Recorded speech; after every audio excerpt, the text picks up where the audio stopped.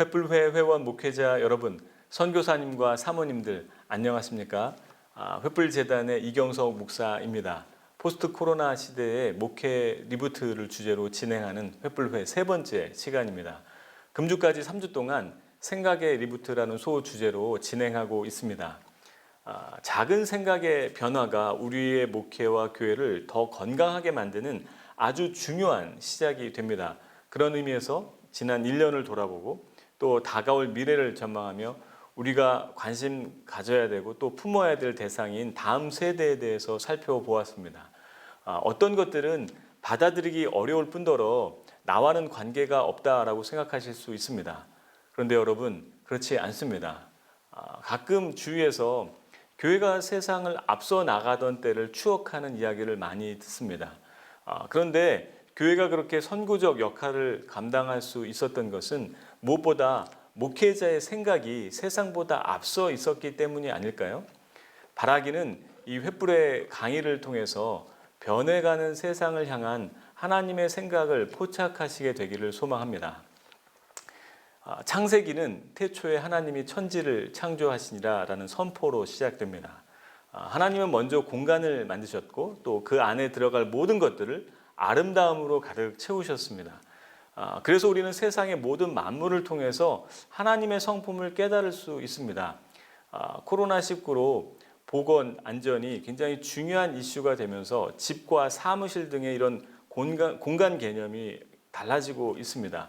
교회 역시 공간에 대한 새로운 이해가 필요합니다.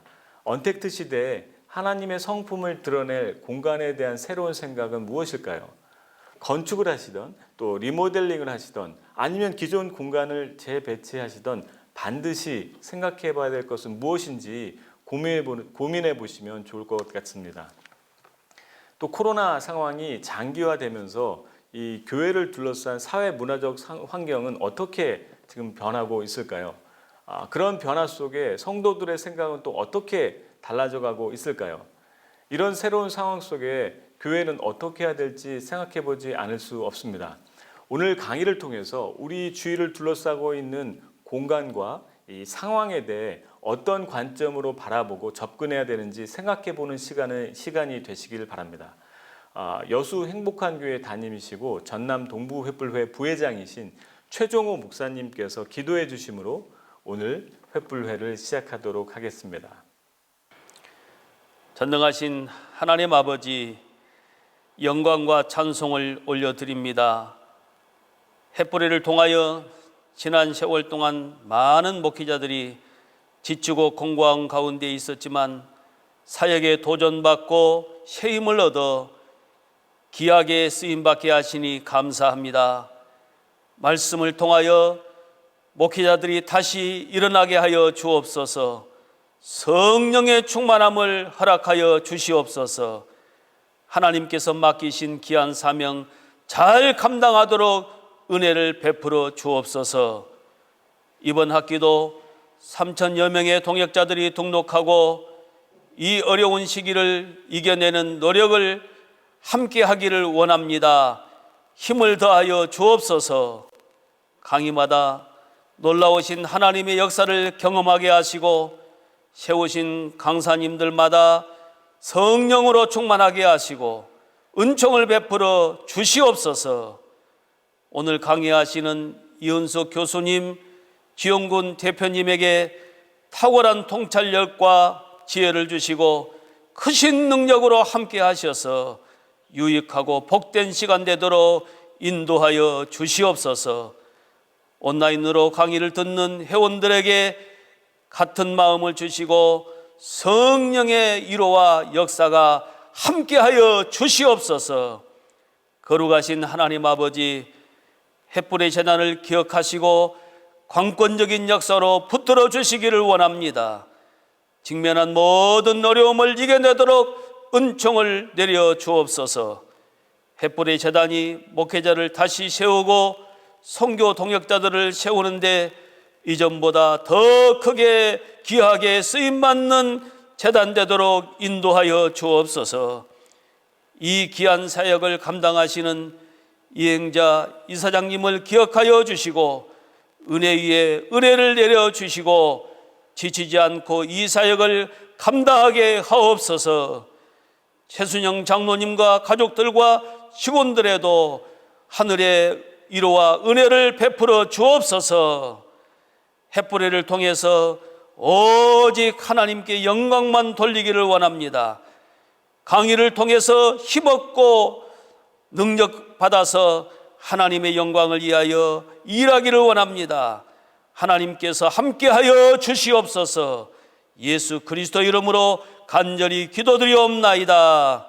아멘. 오늘 첫 번째 강의는 경희대학교 건축학과 교수이시고 코마 건축사 사무소 대표이신 이은석 교수님이 언택트 시대 공간의 리부트라는 제목으로 강의해 주시겠습니다. 코로나19 상황 속에 교회는 어떻게 하나님을 드러내는 공간으로 만들어 나갈 수 있을지 생각해 보시는 시간 되시기 바랍니다. 전국에 계신 횃불 회원 목회자 여러분, 그리고 해외에 계신 선교사 여러분, 안녕하십니까? 저는 경희대학교와 건축사 사무소 코마 건축에서 근무하고 있는 이은석 교수입니다. 오늘 주제가 언택트 시대의 공간의 리부트, 또 새로운 공간에 대해서 생각을 해본다는 주제인데요. 저희 건축을 하는 사람들은 자주 건축을 설명하면서 이상하게 자꾸 공간을 얘기하는 경향이 많습니다.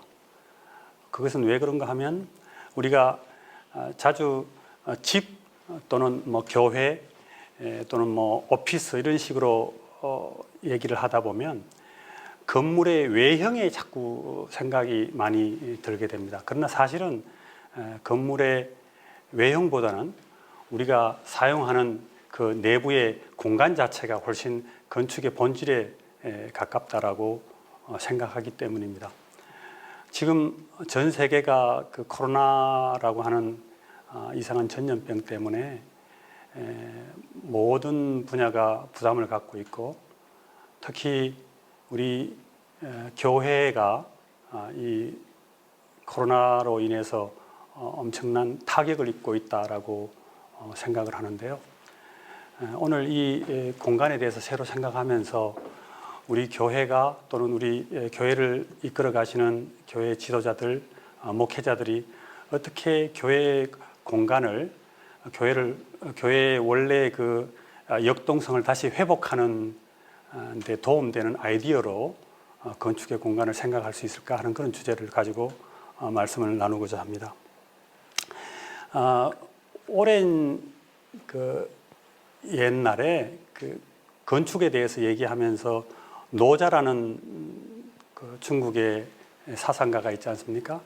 그분이 건축 공간에 대해서 얘기를 하면서 건축 공간의 핵심은 건물의 외형에 있지 않고 건물의 내부에 있다라는 얘기를 한 적이 있습니다.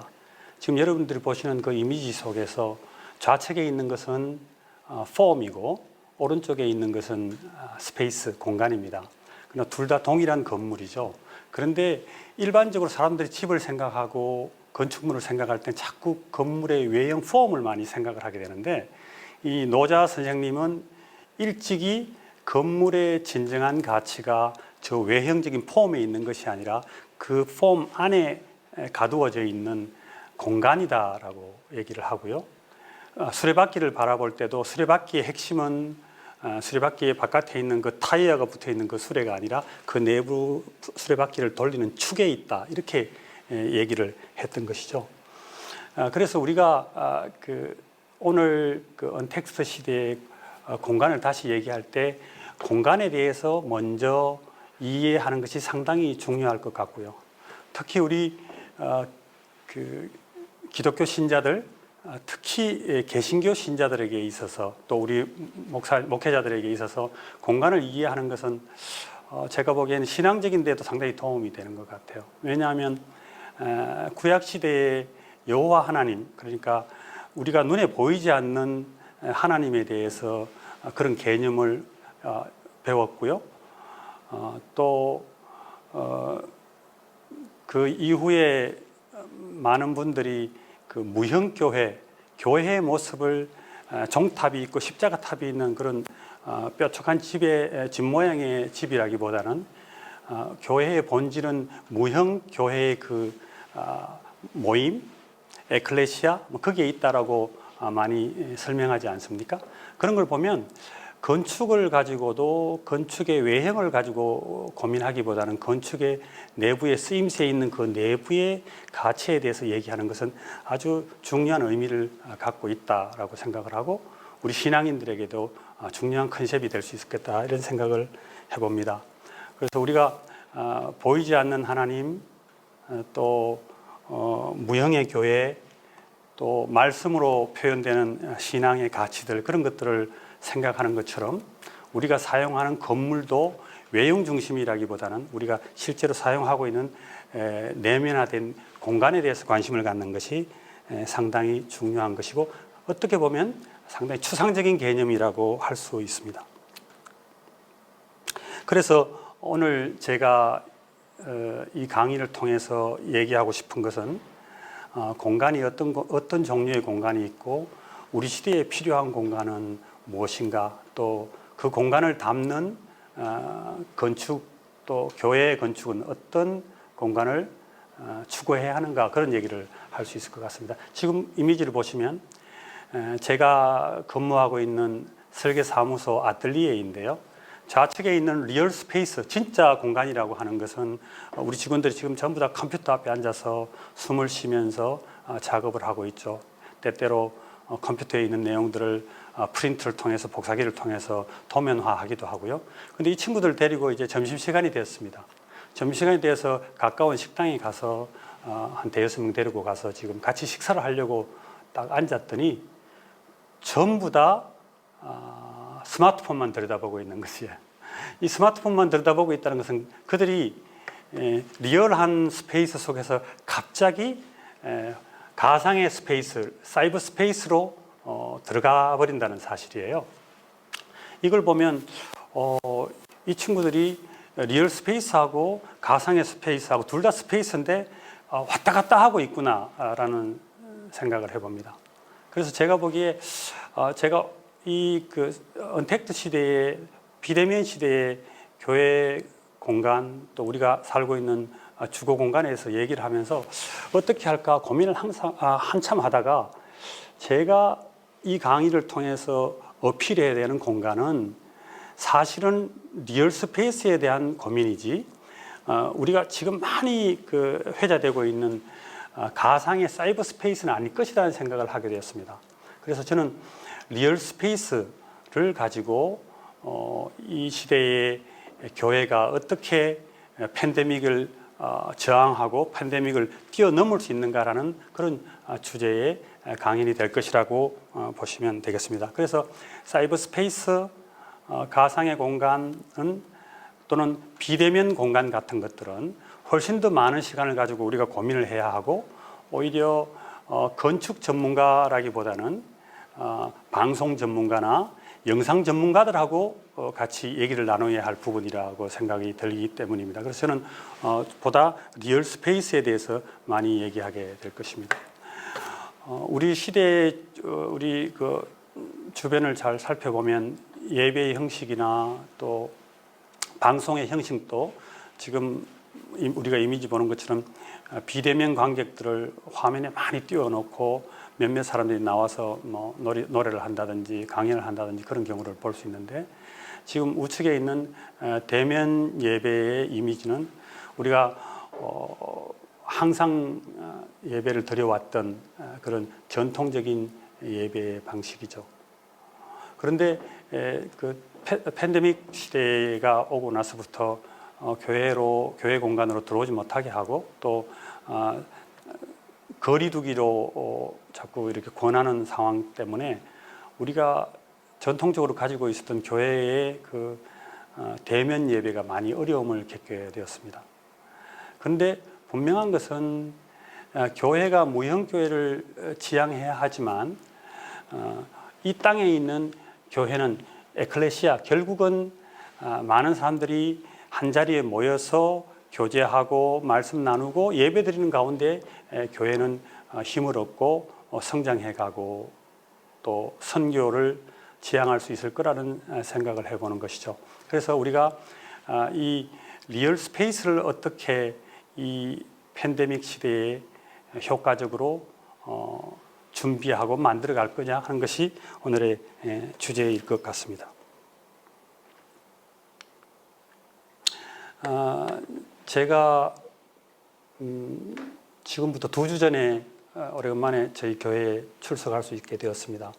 한 2개월 정도 2.5단계였기 때문에 교회를 갈 수가 없었죠. 그래서 정말 교회에 들어가서 찬양하는 공간 속에서 기도하고 또 예배에 참여했을 때 지난 한 2달 동안 집에서 TV 앞에서 예배드릴 때 하고는 완전히 사뭇 다른 그런 어떤 감동과 또 예배에 참여하는 그런 은혜의 시간을 가질 수 있었습니다. 그만큼 우리가 우리의 환경 자체가 예배하는 환경이라는 것이 중요하다는 것을 의미하겠죠. 그것은 제가 오늘 하나의 말을 지어봤는데 우리가 뭐 호모 사피엔스 사회적 생각하는 인간, 호모 엘렉투스 도구적인 인간 그런 것들처럼 저는 결국은 인간은 호모 콘탁투스 그래서 인간은 대면하는 인간일 것이다라는 주제를 강조하고 싶습니다. 그런데 제가 한번 지난주에 예배를 드리고 참 감격적인 예배를 오래간만에 드리고 나서 마스크를 끼고 성도들과 전혀 인사도 제대로 하지 못하고 또 얼른 헤어져서 집으로 돌아왔는데 집으로 돌아와 보니까 왠지 허전하더라고요. 그래서 교회가 분명히 교회에 가서 좋은 분위기 속에서 예배 드리는 것이 집에서 TV 앞에서 예배 드리는 것보다 분명히 진전된 예배의 상황인 것은 인정할 수 있지만 교회가 그냥 가서 마스크를 끼고 어느 정도의 거리를 두고 설교만 듣고 돌아오는 것이 교회의 존재의 의미인가라고 생각하고 그것이 교회의 공간인가라는 반성을 해보니까 그렇지 않더라고요. 그러니까 과거에 우리가 컨택하면서 대면하면서 교회 생활을 했던 것보다는 훨씬 더 부족함을 많이 느낄 수 있는 상황입니다. 그건 아마 모든 목회자들이나 성도님들이 다 느낄 수 있는 상황일 거예요. 그래서 과거에 제가 출석하고 있는 교회에서 벌어졌던 주일날과 교회 모임에서의 그런 일들을 살펴보니까 정말 다 대면하는 것이 결국은 교회의 모임의 존재의 이유였구나라는 것을 확인할 수 있었어요. 주일학교 모임이라든지 또 성탄절날 교회 안에서 성도님들과 함께 기쁘게 파티하면서 만나는 그런 시간이라든지 또 성도님들의 그 자녀들을 위해서 결혼식에 같이 참여하는 부분이라든지 예배를 준비하면서 찬양 연습을 하는 것이라든지 그리고 설교 이외에 또 같이 교회 찬양을 통해서 또 하나님께 영광 돌리는 부분들 이런 것들이 다 지금 교회의 존재의 이유라는 생각을 많이 하게 됐고 저희 어머님이 시골에서 한번 올라왔을 때 어머님과 같이 교회 식당에서 같이 국수를 나눠 먹고 아주 즐겁게 찍은 사진도 한 장이 있는데요. 저희 어머님에게 있어서는 어쩌면 교회에서 저렇게 같이 국수를 나눠 먹고 교제하는 것이 제가 출석하는 아들이 출석하는 교회에 아주 강한 인상으로 남지 않았겠느냐 이런 생각을 해봅니다. 그래서 결국은 교회가 대면하면서 살아야 하는 인간의 가치를 지원하는 신앙 공동체라는 것이 우리가 확인이 되지 않으면 우리가 다루는 공간 자체가 별로 의미가 없다는 생각을 하게 됩니다. 그래서 저는 최근에 이제 코로나 사태가 전 세계를 이제 강하게 이제 공략을 했는데 이런 상황 속에서 한국의 개신교회가 정말 지혜롭게 대처했는가 그리고 한국 교회의 공간 사용과 또 교회의 본질을 자신들에게나 또 외부에 드러내는 데 있어서 효과적으로 대처했는가 하는 데 대해서는 상당히 반성의 여지도 많다는 생각을 해보았습니다. 그러니까 우리가 그냥 전염병으로부터 두려워서 숨는 것만 다가 아니고 교회의 본질로서의 그 에클레시아, 불러서 모여서 예배하고 교제하고 서로 나누는, 그리고 뭐 그 속에서 성도들끼리 뭐 분쟁도 있고 또 서로 돕는 과정도 있고 한 그런 것들을 통해서 더 교회다움을 완성해 나가는 그런 가치가 분명히 있을 텐데, 그런 것들을 다 접고 그냥 텔레비전을 통해서 말씀만 전달되고 뭐 찬양하는 모습만 보여주면은 교회가 유지가 될 것이다라는 그런 쪽에 좀 아니라는 생각을 했다면, 제가 보기에는 훨씬 더 적극적으로 이제는 교회가 대면하고 모여야 되는데, 그 대면하는 모임을 위해서 우리가 어떤 공간을 효과적으로 준비해야 할 건가, 그런 것들에 대해서 더 많이 얘기할 수 있으면 좋겠다는 생각입니다. 그래서 저는 다시 대면하는 교회, 다시 대면하는 예배가 준비될 만한 그런 교회는 어떤 것인가 할 때, 저는 청결하고 위생적인 공간으로 준비가 되면 어떤 다른 공간에 있는 것보다 오히려 뭐 집에 갇혀 있는 것보다 더 좋을 수도 있다라는 생각을 해봅니다. 이런 팬데믹이 반드시 코로나라는 방식으로 미래에 우리를 공략할 것이 아니라 또 다른 방법으로 변형되어서 만약에 우리 인간들을 공격할 때, 그때도 그냥 계속 뭐 마스크만 끼고 피하고 하는 것이 다가 아니라, 우리 인간들에게 가장 중요한 컨택하는 가치, 서로 격려하고 서로 보듬어주는 그런 공동체의 가치를 살리는, 그 공동체의 가치를 잘 지원해주는 공간으로 준비될 필요가 있겠다. 교회도 당연히 그래야 될 것 같다는 생각을 합니다. 최근에 저희가 설계해서 지었던 개포동에 있는 교회인데요. 이 교회는 주변 독서실이라든지 뭐 학원과 같은 그런 건물들이 있는 아주 어떻게 보면 도시로 보면 난개발되고 복잡한 지저분한 도시 속에 교회가 새롭게 건축되면서 아주 청결하고 위생적이고 밝고 깨끗한 교회로 거듭날 수 있었습니다. 그래서 교회의 방향은 저런 식으로 진행되었으면 좋겠다라는 생각을 합니다. 이거 보시면 예배실이 위치하고 있는 공간은 돌로 이렇게 잘 막혀져 있는 저 부분에 본당이 있고요. 그 이외에 예배실 이외의 모든 공간들은 다 오픈이 쉽도록 바람도 잘 통하고 햇볕도 잘 통하고 또 시야도 잘 주변에 있는 도시와 잘 소통되도록 그렇게 공간이 만들어져 있습니다. 그러니까 이 공간에, 이 예배당에 들어오게 되면은 갇혀 있다는 느낌보다는 항상 주변 사회와 적극적으로 열려 있다라는 의미를 갖게 됩니다. 그것은 실제적으로 우리가 그 물리적으로 안전한 공간에 들어와 있다는 것뿐만 아니라 심리적으로도 주변에 있는 사회로부터 격리되어 있는 또 수도원적인 교회가 아니라 주변에 있는 사회와 항상 열려 있고, 언제나 그분들이 쉽사리 교회로 접근하여 들어와서 교회 분들과 이웃 맺을 수 있고, 그 속에 휴식할 수 있고 안식할 수 있어서 정말 교회로부터 주어지는 그 심리적인 은총, 축복, 위로, 힐링의 가치들이 주변으로 잘 펼쳐져 나갈 수 있도록 그렇게 디자인한 것이죠. 무엇보다도 청결하고 위생적이고 밝은 공간으로 되어 있습니다. 그런데 이런 공간, 이런 뭐 건축이야 사실은 돈 많고 또 뭐 여유로운 그런 교회가 좋지만 뭐 그렇지 못한 교회들은 그러면 어떻게 할 것인가.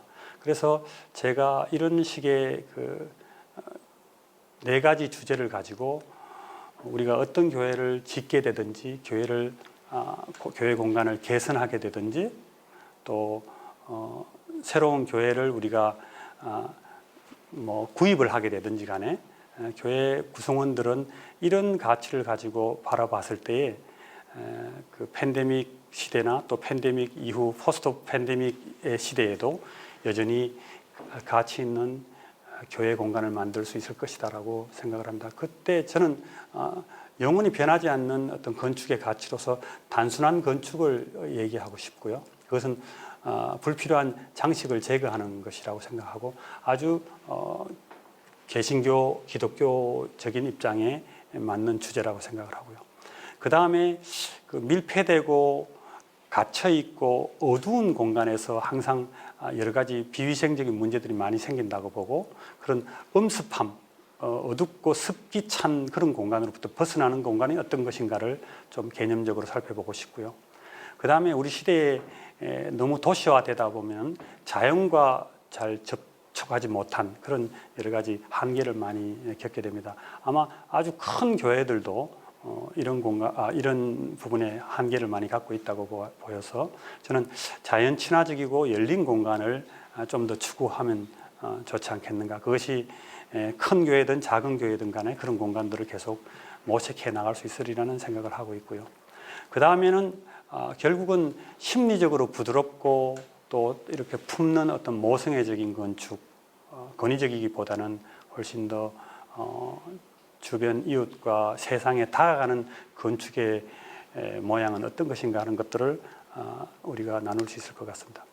첫 번째는 그 단순성, 그러니까 기본 볼륨의 가치인데요. 건축에 있어서 되게 그 중요한 인물이 한 분 계신데, 르꼬르비제라고 하는 근대 건축의 아버지와 같은 그런 건축가가 있는데, 그분이 로마를 여행을 해봤더니 그 당시에 가장 아름다웠던 도시라고 얘기하는 로마를 여행해 봤더니 로마가 막 복잡하게 막 장식이 되어 있는 것이 아니라 이 이미지에서 보이는 단순한 볼륨들로 구성되어 있더라.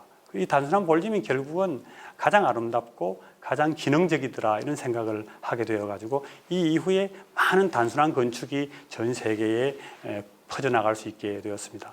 이분이 이런 것들을 주창하기 전에는 우리가 아름다운 도시, 아름다운 건축이라 그러면 아주 복잡하게 장식이 많이 되어 있고 막 건물에 그림이 그려져 있다거나 독특한 형태를 만드는 것들을 가지고 좋은 건축이라고 생각하고 그런 건축물들이 모여 있는 곳을 좋은 도시라고 생각했던 적이 있었죠. 그러나 현대 도시들은 단순함이 훨씬 더 질서정연하고 청결한 것이다라는 것을 잘 알게 되었습니다. 우리 교회를 하나 간단하게 비교해 보면 지난 2000년 동안 로마네스크 시대 때부터 또 고딕 시대, 중세 고딕 시대, 그 이후에 바로크 시대를 지나면서 우리가 교회의 전형적인 형태를, 저는 고딕의 형태를 많이 생각하죠. 국내에 있는 어떤 그 중형교회 같은 케이스인데도 지금 보면 고딕의 형태를 많이 답습하고 있죠. 그런데 이제 초기에는 우리나라의 교회가 기독교가 전파되면서 교회라고 하는 것 자체가 어쩌면 저런 식으로 형상으로 전파되는 데 도움이 되었을 수도 있습니다. 그러나 지금은 저런 어떤 외부적인 형태, 첨탑처럼 높은 십자가라든지 그리고 아치로 예쁘장하게 뚫어져 있는 저런 그 창문의 형상을 가지고 좋은 교회다라는 생각을 하지는 않을 것 같아요. 그래서 제가 보기에는 단순한 것이 오히려 더 청결하고 더 경제적이고 또한 아름답다라고 생각을 합니다. 왜냐하면 저런 장식들 속에 불편함이 형성이 되고 비실용적인 공간들이 만들어지고 되고요. 그 속에 그 장식들 속에 뭐 때가 낀다든지 뭐 곰팡이가 쓴다든지 하는 그런 문제들을 많이 갖게 될 거예요. 극단적으로 표현을 하자면. 그렇기 때문에 단순하게 유지되는 것이 청결한 공간을 확보할 수 있는 것을 담보할 수 있다, 이런 얘기를 드리고 싶습니다. 그러면 뭐 세문안교회처럼 저렇게 역사도 길고 거대한 그런 교회만 전 단순성을 추구할 수 있고 새롭게 지어졌을 때만 가능한가? 그렇지 않다고 생각합니다. 지금 그 경기도 오산에 있는 조그마한 한누리 교회인데요. 이 교회도 기존에 주변에 있는 지역이 결코 깔끔하거나 막 부유한 도시는 아님에도 불구하고 아주 단정한 모습으로 교회 공간을 확보하고 또 그 속에서 환기도 잘 되게 1층이 다 들려 있고 교회를 상징하는 어떤 상징탑은 이 땅 자체가 길쭉하게 그 바깥에 있는 큰 길에서 보이지 않는 곳에 있기 때문에 그냥 교회를 상징하는 십자가 탑은 마중 나가서 큰 길 쪽에 작은 십자가를 세우면서 뒤에 우리가 교회를 건축해 두었다라는 것을 보여줄 수 있는 것 같아요. 그래서 단순하게 하는 것은 우리 시대에 매우 필요한 것이고 이런 전염병이 창궐하는 이런 시대에도 단순함을 갖고 있는 공간을 우리가 확보했을 때는 그런 공격으로부터 우리가 쉽게 저항할 수 있다, 이런 얘기를 드릴 수 있을 것 같습니다. 그래서 그런 단순한 건축의 가치, 또 불필요한 장식의 제거를 통해서 좋은 교회들을 짓고 또 우리 교계와 연관되는 그런 건물들을 설계해 봤는데요. 지금 이제 그 광명에 있는 늘샘교회 같은 경우도 단순한 상자와 그 비상계단을 이용한 십자가탑, 그 다음에 수지라고 하는 신도시에 있는 이룸교회 같은 경우도 경사지에 아주 어려운 건축이었습니다만은 예배당으로서의 단순성과 주요 동선으로서의 그 엘리베이터 타워와 계단실을 적절한 그 교회의 상징적인 타워로 디자인하면서 저 단순함 속에 교회가 필요로 하는 모든 기능들이 다 담겨 있게 된 거죠. 저러다 보면 자연스럽게 밝은 교회가 되고 또 쾌적한 교회가 되고 또 일조 조명을 잘 받아들여서 깨끗한 그런 건강함을 누릴 수 있는 그런 교회가 되는 것입니다. 이거는 오른쪽에 있는 건물은 뭐 그 교회는 아니지만 볼륨이 들려 있어서 앞으로 아래쪽으로 잘 그 공기가 소통하고 햇볕이 잘 드는 방식으로 디자인되어 가지고 저 단순성이 가장 강렬한 인상을 주면서도 동시에 교회가 필요로 하는 또는 저 프로그램이 필요로 하는 그런 가치들을 잘 실현하고 있는 것입니다. 그래서 단순한 건축은 청결하고도 기능적이다.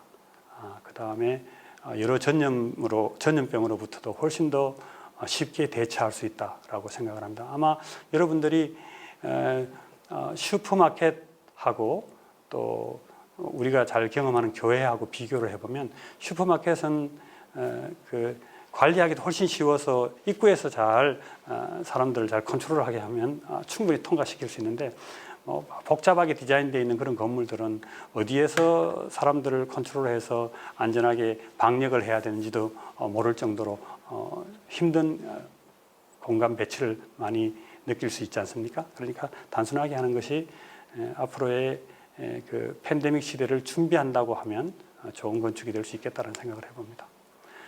그 다음에 이거는 20세기 초에 그 현대적인 도시를 설계하는 건축가의 아이디어인데 이건 도시에 대한 얘기입니다만은 질서정연한 도시가 만들어지고 아주 그 시원하게 통풍이 잘 되는 도시가 된다면 그 도시는 아주 위생적인 도시가 될 수 있을 것이라고 생각을 합니다. 그래서 우리나라의 신도시들이 과거에 개발되기 전에 복잡했던 그 서울의 강북 지역에 있는 복잡한 그런 지역에 비해서 훨씬 더 위생적인 방식으로 디자인되었다라고 이해할 수 있습니다.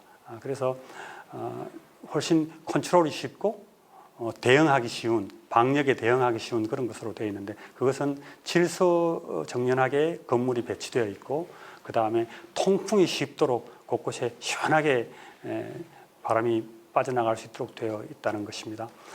이것은 비단 그 코로나 팬데믹 시대뿐만 아니라 우리가 지금 미세먼지의 문제도 있고요. 또 다른 방식의 기후적인 많은 문제가 되어 있을 때 도시 속에 그 공기가 정체되어 있는 것보다 공기가 잘 빠져나가고 있는 것이 되게 중요한 사실입니다. 그래서 우리가 도시를 계획할 때나 또 건축을 설계할 때 항상 통풍의 아이디어를 생각을 해야 되고요. 그 통풍이 잘 되게 하려고 그러면 결국은 건물이 땅에 육중하게 쿡 박혀 있는 것이 아니라 현대적인 기술을 가지고 건물이 잘 가볍게 들리게 하는 것이 효과적이라고 생각을 합니다. 지금 이제 그 들린 건축의 한 예를 보면 우리의 전통적인 그 병산서원, 안동에 있는 병산서원의 예를 하나 들고 있고요. 그 다음에 20세기를 대표하는 현대적인 주택의 한 예인 그 빌라 사보아라고 사보아시의 저택 같은 경우인데 이 같은 경우에 건물이 우리가 메인으로 사용하게 되는 건물은 이렇게 들려 있어요. 그러다 보니까 공기가 더 잘 소통하게 되고요. 지저분하고 병적인 것이 그 음습한 것이 갇혀 있을 곳이 없다는 것이죠. 그래서 기회 될 때마다 저렇게 소통이 잘 될 수 있는 그런 건축으로 디자인해 나가면 도움이 될 것이라는 말씀을 들 수 있고요. 저기 그 헛겹의 건축이라고 제가 얘기했는데 앞에 거실 평면을 생각했을 때 앞쪽에 거실이 있고 중간에 또 식당이 있고 뒤에 발코니가 있고 뭐 이런 식으로 쭉 여러 개 겹쳐져 있으면 사실은 마주쳐서 통풍이 다 잘 되지 않겠죠. 그런데 지금 저기에 병산서원 같은 경우에 보면 저기 많은 어린 학생들이 저기서 훈장님의 책을 글을 배우고 또 학문을 배웠던 그런 학교인데요. 정말 잘 소통하게 되어 있어요. 저게 헛겹 딱 한 겹으로 되어 있기 때문에 좋은 장점이거든요. 그러니까 어떻게 보면 우리가 아파트를 생각하더라도 아파트도 이렇게 주상복합처럼 앞뒤로 다 방들이 배치되어 있는 것보다 과거의 아파트처럼 이렇게 판상형으로 아파트가 판으로 남북으로 열려 있는 경우에 훨씬 더 위생적인 공간이라고 얘기할 수 있습니다. 그래서 지금 다시 그 아파트를 설계하는 사람들도 집합주거를 설계하는 사람들도 그 납작하게 그 판으로 생긴 그런 아파트의 가치를 중요하게 생각하고 다시 그 판상형으로 돌아가야 되지 않겠나 이런 생각도 많이 하고 있습니다. 그것은 미래 도시와 미래에서의 그 어떤 주거의 삶이라는 것이 훨씬 더 위생적이어야 하고 자연과 잘 소통되는 그런 공간이어야 된다고 생각을 하기 때문에 그런 것 같습니다. 그래서 뭐 주택을 지을 때도 단순하게 볼륨을 만들고 그 볼륨이 이렇게 들려 있을 때에 저 뒤쪽에 있는 산에 있는 산바람이라든지 푸르름이 건물 아래쪽으로 이렇게 스쳐 지나갈 수 있도록 이렇게 들고 열리면 그것은 항상 뽀송뽀송하고 건조한 습하지 않고 건조한 그런 좋은 공간으로 만들어질 수 있다는 것이죠. 그래서 들린 건축이 위생적인 공간이라는 말씀을 드리고 싶고요. 교회의 경우에 그러면 그런 들린 건축과 위생적인 공간이 어떻게 지어질 수 있는가? 서산에 있는 하늘보석교회라는 교회인데 이 경우에도 교회 본당과 교회 교육관들은 2층에 저렇게 들려 있고요. 1층에는 식당과 그 행정실 같은 것들이 놓여져 있고 건물 전체가 이렇게 들려 있어서 주변에 있는 맑은 공기들이 교회로 들어와서 빠져나갈 수 있도록 되어 있기 때문에 비록 이 속에서 어떤 여러 그 공동체가 여러 가지 다양한 모임을 갖게 되더라도 그 속에 뭔가가 머물러 있지 않기 때문에 머물러 고인 공기, 고인물이 되지 않기 때문에 항상 위생적일 수 있다라는 것이죠. 그래서 건축물에 대해서 가급적이면 그 지하에 우리가 어떤 공간을 사용하게 되더라도 어떻게 하면 지하의 공간이 공기가 잘 소통되게 만들 것인가, 또 거기에 일조 조명이 어떻게 적극적으로 잘 들어가게 할 수 있을 것인가, 그런 것들을 고민을 하면 되겠죠. 그런 것을 우리가 선큰 가든이라고 그러는데 지하로 되어 있지만 그 속에 햇볕도 들어가고 그쪽에 바람도 들어갈 수 있는 그런 공간을 만든 것을 우리가 주변에서 참고할 수 있는데, 교회도 지하로 만약에 교회 공간이 있을 경우에는 과감하게 그런 식의 그 해결책도 찾아보는 것이 좋겠다. 그래서 위생적인 공간은 이렇게 들린 건축을 지향하는 방법일 것 같다라고 생각합니다. 이건 좀 더 규모가 큰 건물의 예를 지금 보여드리고 있는데요. 이게 그 공무원들 연수원에 있는 그 연수원 디자인입니다만은 보시다시피 건물이 큰 건물이지만 들려 있고 그 들려 있음으로 해서 공기의 소통이 잘 될 뿐만 아니라 주변에 있는 전경도 잘 그 건물 내부로 끌어들일 수 있는 그런 좋은 아이디어를 갖고 있는 그런 건물입니다. 아파트를 배치함에 있어서 미래형 아파트는 지금 좌측 하단에 있는 저렇게 꽉 차 있는 덩어리, 그러니까 저기에 뭐 바닥 면적이 수백 평이 되겠죠. 저 수백 평이 되는 저런 면적 속에 여러 개의 아파트를 잘라서 넣게 되면 저 아파트 속에는 그 마통풍 될 수 있는 그런 공간이 없죠. 그러나 지금 우측에 있는 어떻게 보면은 판상형으로 되어 있어서 판으로 되어 있어서 아파트가 더 과거에 우리가 많이 보아왔던 그런 아파트 같이 생겼지만 저런 아파트인 경우에는 앞과 뒤가 완전히 트여져 있을 수 있기 때문에 훨씬 더 위생적인 공간이 될 수 있다는 것입니다. 그래서 저희들이 그 집합 주거에서는 이런 것들로 납작하게 되어 있는 그 헛겹으로 되어 있는 주거가 훨씬 더 위생적이다라고 얘기할 수 있지만 우리 교회 공간을 만들 때에도 공기의 소통이 원활한, 그래서 뭔가가 갇혀져 있어서 문제를 유발시키지 않는 그런 환기가 잘 되는 건축으로 디자인하고 개선해 나가야 될 필요가 있다라고 생각을 하는 것입니다. 그 다음에 세 번째로는 자연 친화적이고 열린 공간이라고 얘기를 하고 싶습니다. 이 경우는 그 방금 우리가 봤던 건물에 여기 이 하얀 건물, 이 사부아 건물의 옥상인데요.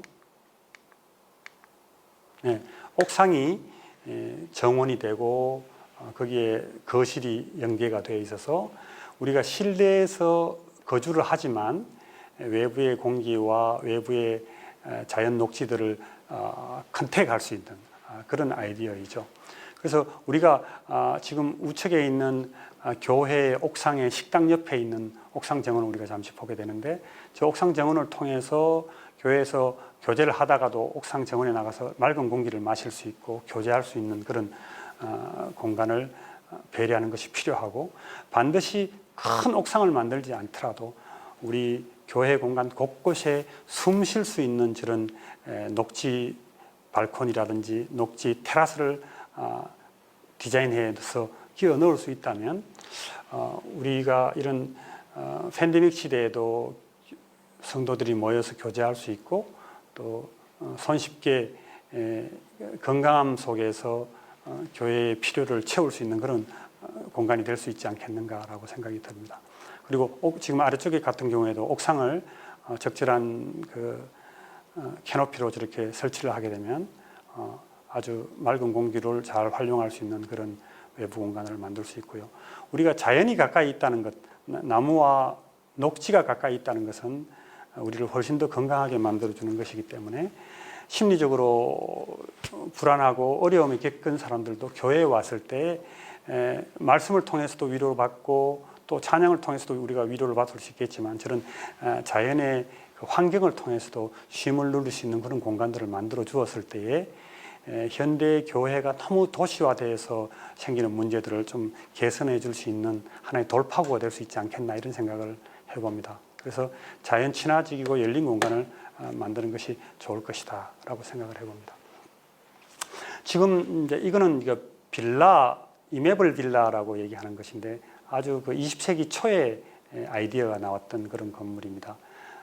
문자 그대로 해석을 하면 저택을 빌딩 속에 집적했다, 이런 의미입니다. 자세히 들여다보시면, 이 그림을 자세히 들여다보시면 유리가 있는 쪽은 아파트 실내고요. 유리 옆에 발코니를 하나 갖고 있죠. 발코니라기보다는 정원을 하나 갖고 있죠. 그 정원이 공중에 쭉 매달려 있는 정원인 셈인데, 그래서 비록 우리가 집합 주거 속에서 우리가 생활을 하게 되더라도 그 정원을 우리가 소유하고 있는 것처럼, 마치 마당을 소유하고 있는 것처럼 각각의 아파트에서 저런 정원을 소유할 수 있도록 아이디어를 낸 것이죠. 그런데 지금 현재 우리나라에 있는 수많은 그 아파트들을 보면 저런 것들은 다 생략이 되어버리고 모두가 집적된 조금이라도 한 평이라도 더 면적을 더 넓히려고 하는 그 아파트 속에서 살고 있기 때문에 세대 간의 분쟁도 생기고 또 아랫집 윗집에 또 문제가 생기고 그러는 것이죠. 그래서 향후에 우리나라의 그 집합주거 같은 경우에도 베란다를 그냥 유리창으로 덮어서 조금 더 면적을 만들어내는데 급급하지 말고 적극적으로 푸르는 녹지를 아파트 속으로도 끌고 들어와서 모두가 좀 쉼의 공간을 누릴 수 있도록 했으면 좋겠다는 생각이 들고요.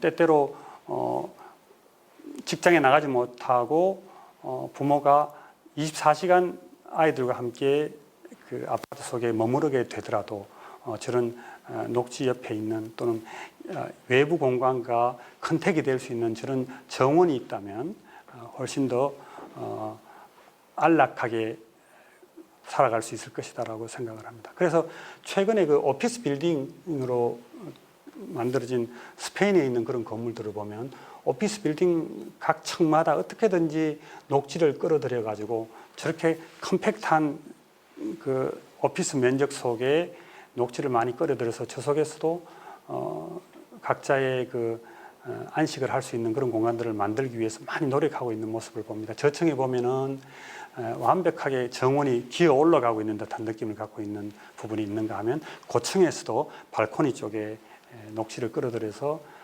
대도시 속에서도 녹지를 컨택할 수 있도록 만드는 그런 것들을 볼 수 있습니다. 우리가 과연 교회에 방문을 했을 때 뭐 그런 좋은 가치를 지니고 있는 교회도 있겠습니다만은 교회에 갔을 때 과연 이렇게 정원이 예쁘게 있고 도시교회를 제가 예를 든다면 말이죠. 정원이 잘 꾸며져 있고 거기서 성도님들과 함께 외부 공간에서 이렇게 앉아서 교제할 수 있는 그런 공간을 갖춘 교회가 많이 있을까라는 의문을 갖습니다. 그런데 다른 종교 같은 경우에 뭐 한예로 불교를 예를 든다면 그런 종교는 그 환경 자체가 이미 많은 사람들을 불러 모아서 위로할 수 있는 환경이 되어 있다는 거죠. 물론 뭐 그들이 주로 이제 산속에 위치하고 있기 때문에 더더욱 그렇겠지만, 그래서 어떻게든지 자연 친화적인 것이 교회 공간으로 그 아이디어가 들어왔을 때에 교회의 그 위로하는 교회, 또 이웃에게 다가가는 교회로서의 가치를 훨씬 더 잘 발휘할 수 있을 것이라는 그런 생각을 많이 갖게 됩니다. 그래서 비록 그 교회가 여유가 없어서 큰 땅을 갖고 있지 않고 정원을 갖고 있지 않아서 실제적인 정원을 만들 수는 없다 손치더라도 교회 곳곳의 공간에 자연과 컨택할 수 있는 이런 베란다라든지 발코니라든지 테라스 같은 것들을 잘 찾아 나간다면 교회에 온 공간, 교회에 머물러 있는 시간이 얼마나 더 위로가 될까라는 생각을 하게 됩니다. 예, 그 다음에 이제 우리가 팬데믹 시대에 교회 건축 또는 교회 공간을 얘기할 때 저는 제일 마지막으로 모성의 공간을 말하고 싶습니다. 이 모성의 공간은 건물 자체가 그 랜드마크처럼 이렇게 밖으로 드러나는 형태에 대한 관심보다는 부드럽게 주변 이웃들과 교류하고 속삭이는 그런 어떤 느낌의 교회가 있어야 되겠다라고 생각을 합니다.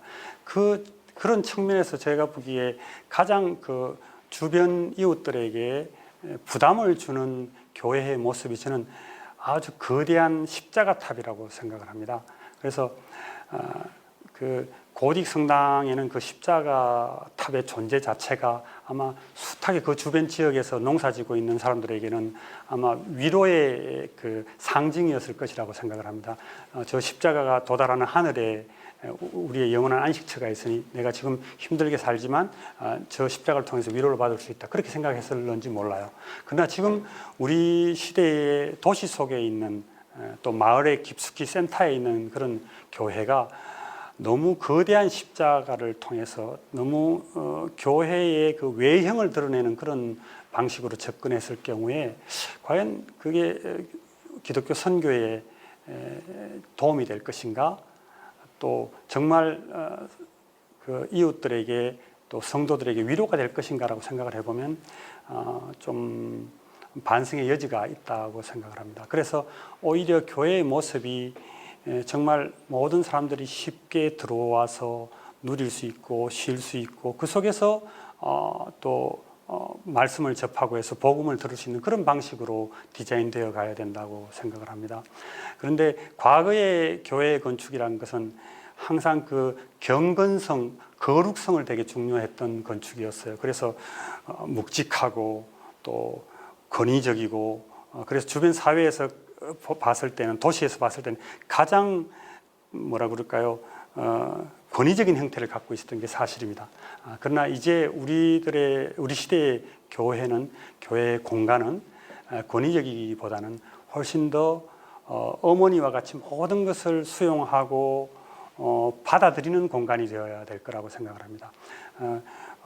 믿지 않는 사람들, 또 신앙이 없는 사람들, 그런 사람들을 이렇게 분리해서 밀어내고 그야말로 성별된 사람들, 그 신앙을 갖고 있는 사람들만 모여 있는 그런 공간을 만들 것이 아니라 진정하게 세상의 빛과 소금이 될 수 있도록 나누는 그런 교회 공간이 되어야 될 거라고 생각합니다. 그것은 결국은 열려야 하고 또 밝아져야 하고 또 부드러운 이미지로 접근을 해야 하고요. 그래서 십자가 탑이라든지 교회의 그 상징을 드러내는 것이 또 뭐 거대한 벽화를 그린다든지 그런 방식으로 아주 직접적이고 1차원적으로 교회를 드러내기보다는 오히려 그런 부분에 있어 교회의 상징에 있어서는 훨씬 더 간접적으로 겸손하게 축소하고 살짝 보이게 만들고 교회의 그 보이지 않는 어떤 무형의 가치들이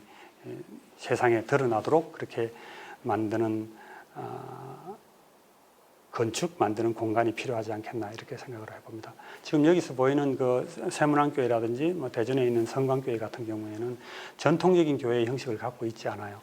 어떻게든지 도시를 품고 또 그래서 도시를 품기 위해서 광장으로 마당으로 주변 도시에 교회의 땅을 내어주고 그 다음에 담을 헐고 그래서 언제든지 쉽게 이 교회 공간으로 주변 사람들이 쉽게 드나들 수 있고 교회에서 서성거릴 수 있는 그런 가능성을 열어주는 거죠. 그것은 우리가 그 교회 공간뿐만 아니라 우리 성도님들의 그 기독교 신자들의 마음 속에 모든 사람들을 다 수용해서 이 속에서 위로를 주겠다는 그런 의식을 가질 수 있어야만 가능한 것이라고 생각을 합니다. 그래서 저는 오늘 그 팬데믹 시대에 우리가 교회 건축에 대해서 관심을 새로운 교회 건축의 공간에 대해서 관심을 갖는데 우선은 제일 첫 번째로는 단순하게 건축하는 것이 필요하다. 그것이 리모델링을 하는 건축이든 또 새롭게 짓는 건축이든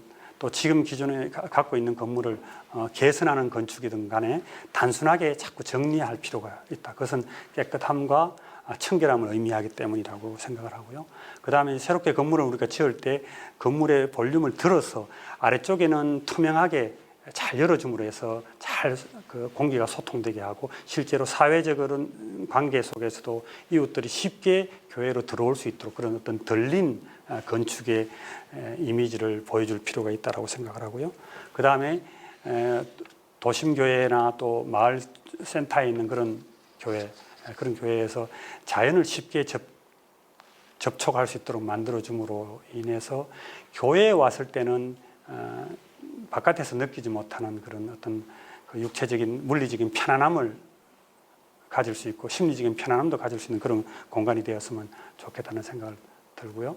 그 다음에 공간이 아닌 부분의 그 건축의 형태에 대한 얘기지만은 그 주변 이웃을 잘 품어내고 가까이 다가가는 어떤 겸손한 모양의 교회 건축을 만들어가는 것이 우리 시대에 지금 여러 가지 한계에 부딪혀 있는 이 오늘날의 개신교 교회의 건축적으로 해결책을 한번 찾아보는 그런 시간이라고 생각을 합니다. 그래서 오늘 이 시간을 통해서 우리가 나눈 그런 네 가지의 목표를 가지고 우리 주변의 공간들을 다듬어 간다면 뭐 아주 어려운 그런 상황에 처하더라도 우리가 잘 대처할 수 있고 교회 건축이 갖는 매력들을 잘 발산할 수 있는 공간이 될 수 있으리라고 생각을 합니다. 다 같이 기도하면서 마치도록 하겠습니다. 사랑의 아버지 하나님, 건축 공간이라고 하는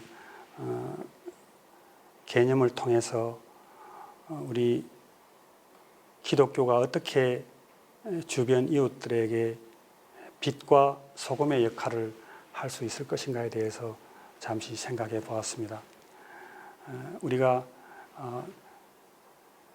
과거 중세시대의 교회들처럼 교회의 권위를 드러내고 과시하는 교회로 이 시대를 살아갈 것이 아니라 보다 겸손하게 또 열린 자세로 주변의 이웃들을 보듬고 또 물리적으로나 심리적으로 그들을 위로할 수 있는 그런 교회의 모습이 될 수 있도록 저희들이 교회의 건축 공간을 만들어 가고자 합니다. 저희들에게 주신 이 지혜를 통해서 실제적으로 우리가 우리 교회의 공간을 만들어 나갈 때에 좋은 결과물들을 만들어낼 수 있도록 저희들에게 더 세밀한 관심과 또 세밀한 아이디어를 허락하여 주셨기를 원합니다.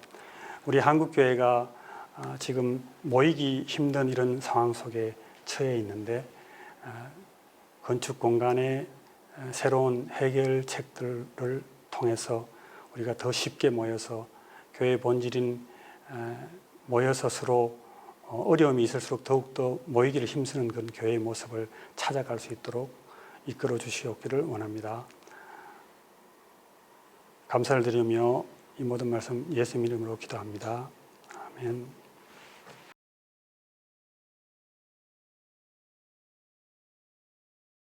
귀한 강의에 감사드립니다. 지금부터 잠시 쉬는 시간을 갖도록 하겠습니다.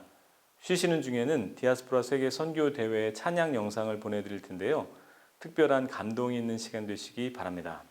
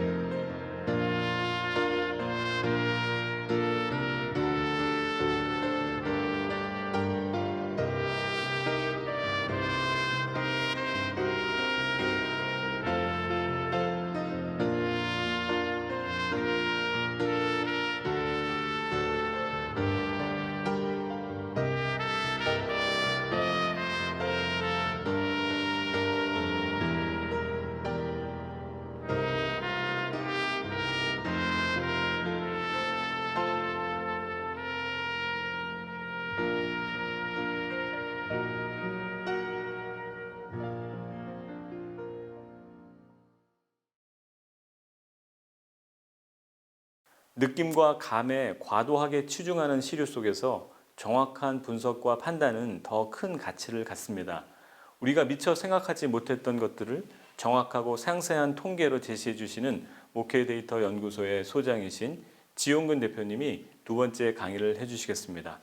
언택트 시대 목회자가 알아야 할 대한민국 트렌드라는 강의를 통해서 트렌드를 정확히 포착하시고 목회적 지혜를 얻는 시간 되시기 바랍니다. 안녕하십니까. 저는 목회데이터 연구소 대표로 일하고 있는 지용근입니다.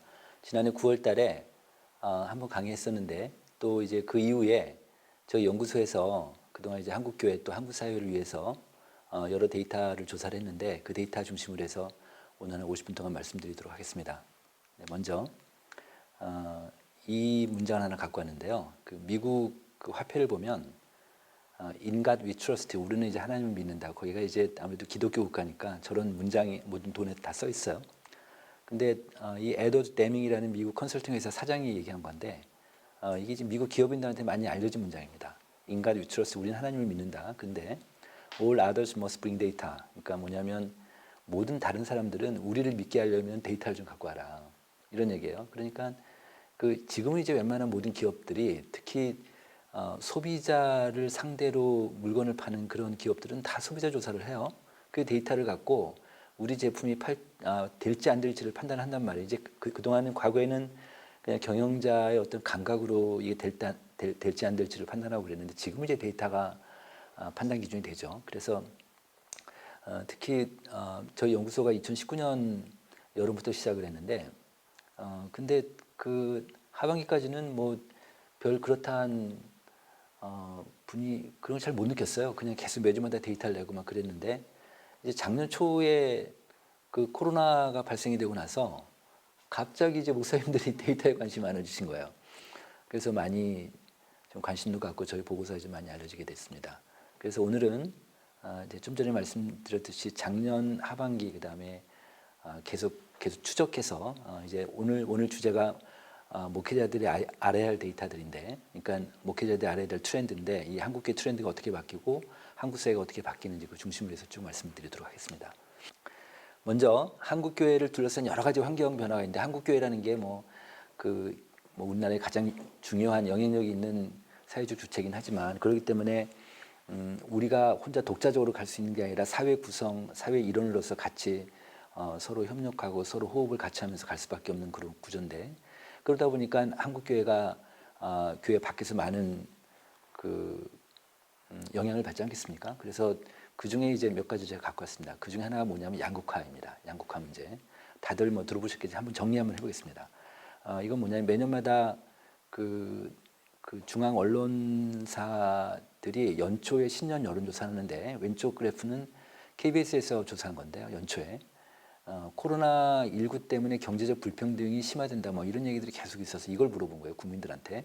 그랬더니 심해졌다가 86%. 그러니까 국민들의 대부분이 코로나19의 경제적 불평등이 좀 심해졌다고 생각하고 있고요. 그다음에 코로나19 장기화로 심각해질 수 있는 문제가 무엇입니까?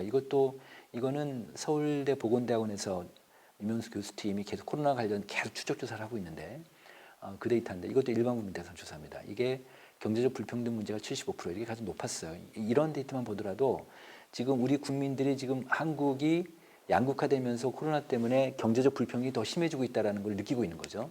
그럼 어느 정도냐? 여기 보시면 이게 2020년 말에 가계금융복지조사 결과라고 이 데이터를 제가 갖고 왔는데 통계청에서 발표한 자료입니다. 그런데 맨 오른쪽 보시면 우리나라의 이제 각 가구들이 갖고 있는 재산 있잖아요. 재산이 이제 중에서 은행 부채 뺀 거, 은행비 뺀 게 순자산이라고 표현합니다. 그 순자산을 가장 많이 갖고 있는 사람, 많이 부자들, 또 가난한 자들 이렇게 해서 좀 나라별로 세워가지고 상위 20% 부자들이죠 말하자면 순자산이 가장 많은 상위 20%의 평균 금액이 11억 2,480만 원인 거예요. 그런데 하위 20% 어떻게 보면 이제 참 어려운 분들이죠. 하위 20%가 평균 675만 원인 거야. 너무 차이 나죠? 이게 167배나 차이 나요.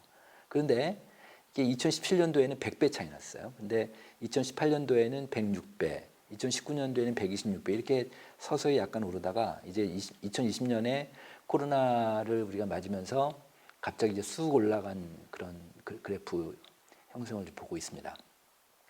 167배면 굉장한 거예요. 그렇죠? 그런데요, 특이한 거는 여기서 11억 2,480만 원 중에서 75%가 부동산이에요.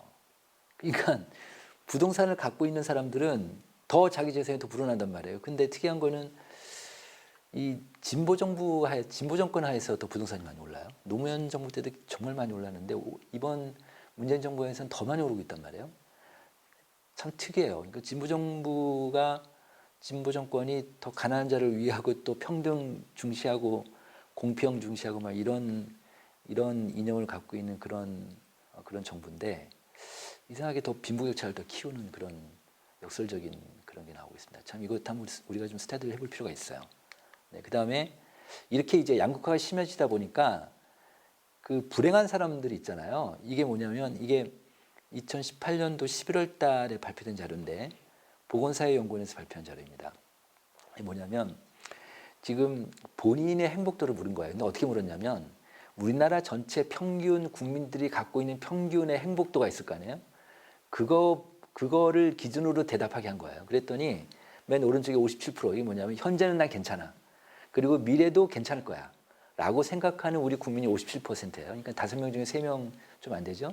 그 정도는 뭐 나는 행복도는 괜찮은 것 같아. 앞으로도 괜찮을 것 같아. 이렇게 생각하는 거고 이제 문제는 그 나머지 국민들인데 맨 왼쪽 보십시오. 현재 평균보다 불행하고 미래도 희망적이지 않다. 이게 진짜 불행한 사람들인데 이 사람들이 23%나 돼요. 그러니까 4명 중에 1명 정도 됩니다.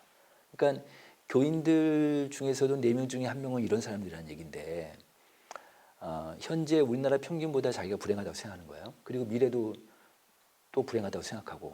근데 이 사람들이 누구냐 보면은 남자들이에요. 여자들보다. 남자들인데 50대 이상 남자들이에요. 그 왜 그럴까요? 제가 저를 갖고 분석을 좀 해봤어요. 그랬더니 그 우리나라 한 남자가 평생 동안 가장 오랫동안 다니는 직장을 그만두는 나이가 평균 49살이에요. 49살. 그 다음부터는 어떻게 될까요? 그 다음부터는 퇴직금 갖고 자영업을 한다든지 아니면 그 오랫동안 다닌 그 같은 업종의 다른 조그만 회사로 간다든지 이렇게 업종을 바뀌거나 뭐 같은 업종이라도 좀 소기업에 간다든지 또 다른 업종에 간다든지 하면서 임금이 많이 깎이겠죠, 그죠? 그렇게 되면서 갑자기 생활 형편이 좀 어려워진 거예요, 말하자면. 그러다 보니까 남자들이 그 50대 넘어서면서 이제 불행이 시작되는 이런 걸 여성들이 알까 모르겠는데 남자들이 이래요. 그래서 하여튼 그 지금 한국 사회에서 이 50대 이상 남자들의 그 행복 취약층에 걸려 있습니다. 지금. 네, 그렇고요. 그다음에 이제 저소득층, 그다음에 저학력층, 그다음에 무직, 단순 노무 종사 이런 사람들이 그 지금 이렇게 불행하다고 생각하는 사람들이라서 교회에서 특별히 이분들을 케어하는 게 되게 필요하겠다 이런 생각이고요. 자, 그다음에 이제 교회로 좀 넘어가겠습니다. 통합교단 얘기, 예장 통합교단입니다. 지난 10년 동안에 이게 그 교세 통계 자료인데요. 지난 10년 동안에 그 추이를 한번 쭉 분석한 건데 그 교인 수가 가장 많은 교회하고 교인 수가 0명인 교회도 있어요. 이 교단이 2019년도 기준으로 9,200개 교회가 있는데 이거를 이제 교인 수가 작은 교회부터 많은 걸로 쭉 나란히 세운 상태에서 가운데 교회가 평균이 51명인 거예요. 51명. 그러니까 51명이면은 아마 미자리일 가능성이 높겠죠, 그죠? 그런데 10년 동안에 이 평균 교인 수가 29%가 감소가 된 거예요.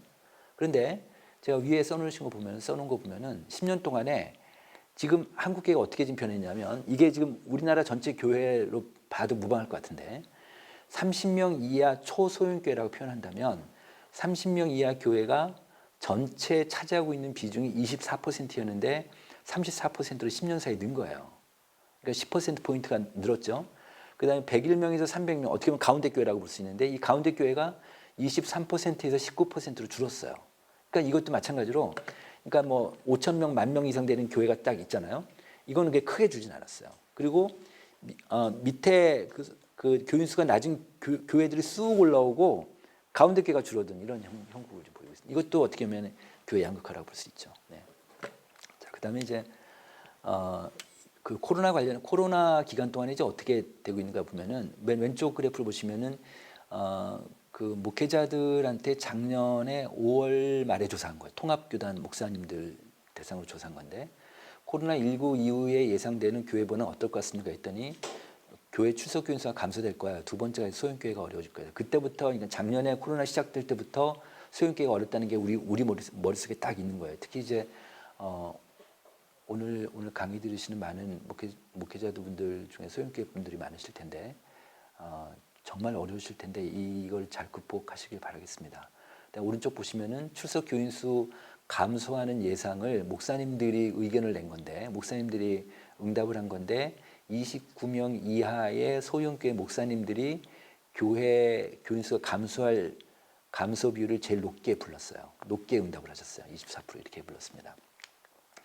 그 다음에 또 하나는 이거는 작년 말에 예장 합동교단에서 조사한 건데요. 목회자 600명을 대상으로 조사했습니다. 어떻게 조사했냐면 이 설문은 뭐냐면 코로나 전의 사역을 100이라고 봤을 때 코로나 1년 동안 지내서 올해 사역이 어떻습니까? 이거를 각각에 대해서 물었어요. 그랬더니 작년 주일 예배 출석 인원 그게 현장 예배도 되고 온라인 예배도 되겠죠. 온라인 예배까지 다 포함했을 때 코로나 전을 100이었을 때 올해는 74밖에 안 되는 거예요. 74. 그러니까 한 26%가 줄어든 거예요. 목사님 그렇게 응답을 하셨어요. 근데 이제 교회 학교, 주일 학교는 어떠냐? 주일 학교는 코로나 전에 100이었는데 지금 48 반토막이 났어요. 반토막이. 사실 이게 지금 어른도 어른이면 주일 학교가 지금 그 교회 학교가 지금 48밖에 안 되니까 지금 그리고 제가 이제 목사님들 이제 인터뷰를 좀 해보면은 학생도 학생이지만 교사들이 어디 가니 다 사라진 거예요. 교사들도 교회 안 나오니까 교사를 훈련시키고 해야 되는데 교사들부터 추스려야 되는데 지금 그 문제가 또 한국에 있습니다. 네. 그리고 또 현재 헌금 수준은 출석 교인 수가 약간 높아요. 77%좀 됐고요. 그 다음에 이제 현재 지역사회 구제 봉사 수준은 39. 그 다음에 전도 선교 수준은 28. 그 다음에 그 현재 구역 모임, 구역 활동, 소그룹이 25. 그 다음에 제자훈련 성경공부 수준이 25. 그러니까 거의 지금 기본적인 사역, 제자훈련, 뭐 성경공부, 소그룹, 뭐 전도 선교, 뭐 그 다음에 지역사회 봉사 구제 이 교회로서의 어떤 기본적인 사역들을 한 20-30%밖에 안 되는 거죠. 전에 비해서. 그러니까 굉장히 수축된 거죠. 이러다 보니까 우리나라 교인들이 외국의 다른 크리스찬보다 좀 특이한 현상 중에 하나가 뭐냐면 우리는 교회 중심으로 다 집중되어 있거든요. 그러니까 교회 활동을 못하니까 신앙들로 다 내려가는데 그걸 한번 보겠습니다. 이거 보면 코로나 전하고 후하고 이거는 개신교인 1000명한테 물은 건 작년 말에 조사한 겁니다. 이거는 개신교인들한테 물었어요. 기도하는 시간이 코로나 전하고 후하고 어떻습니까? 이렇게 물었더니 코로나 전보다 늘어났다가 12%였고요. 줄었다가 19%였어요. 그러니까 줄었다가 좀 높죠. 성경 읽는 시간도 늘었다가 12%, 그다음에 줄었다가 18%. 그다음에 기독교 온라인 컨텐츠 이용 시간은 이건 늘었어요. 늘었다가 26, 줄었다가 11. 온라인 컨텐츠 계속 하니까 전체적인 신앙생활은 늘었다가 8이고 줄었다가 27. 그러니까 줄은 게 훨씬 높죠, 그죠? 그래서 확실히 우리 그 한국 크리스찬들이 지난 1년을 지나면서 자기 신앙생활이 줄었다고 생각하는 거죠, 확실하게.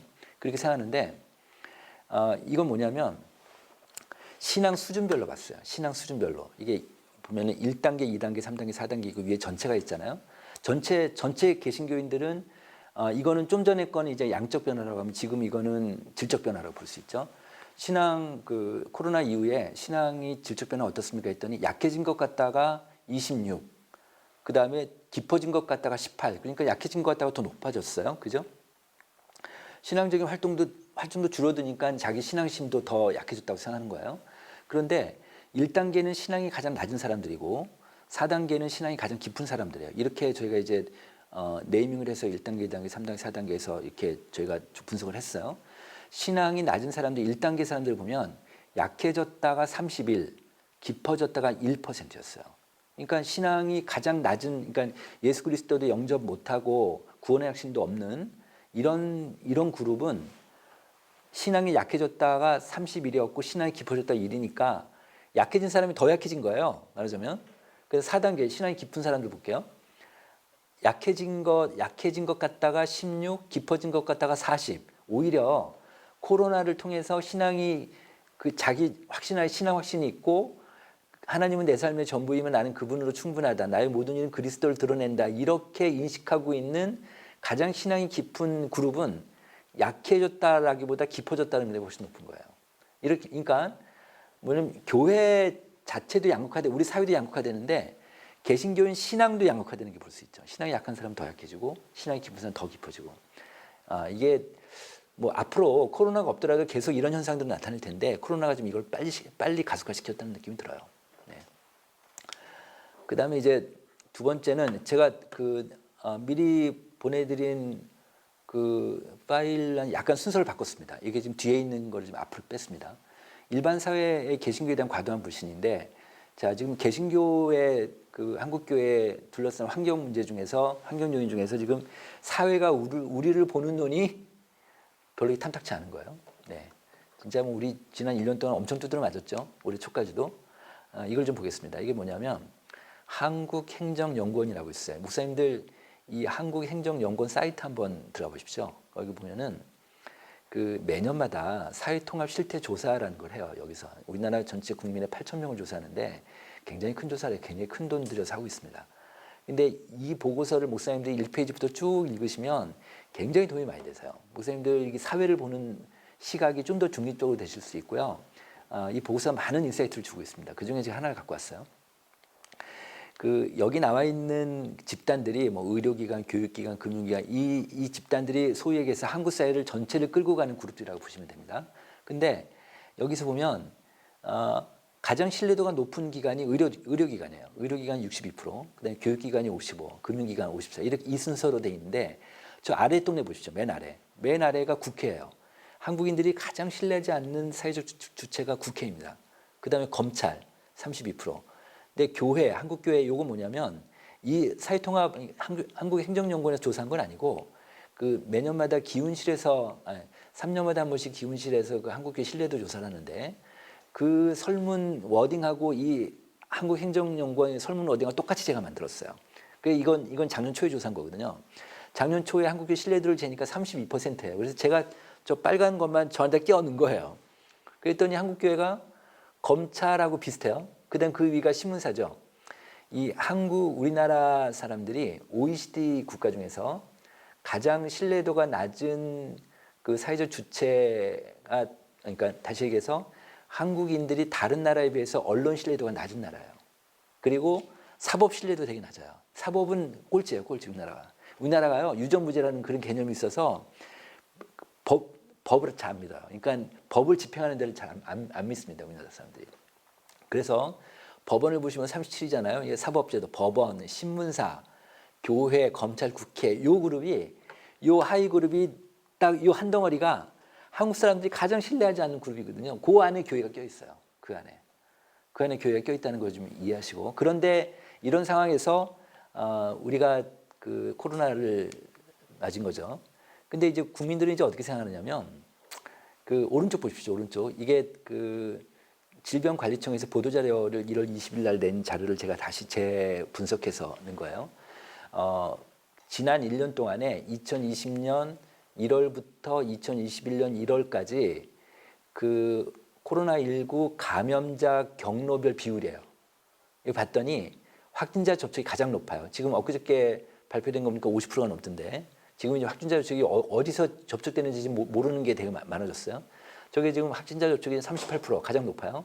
그다음에 다중 이용 시설, 뭐 식당이라든지 사우나라든지 뭐 체육 시설 이런데 이게 12%, 그다음 종교 시설 11%, 신천지가 10, 요양 시설 8 이렇게 돼 있어요.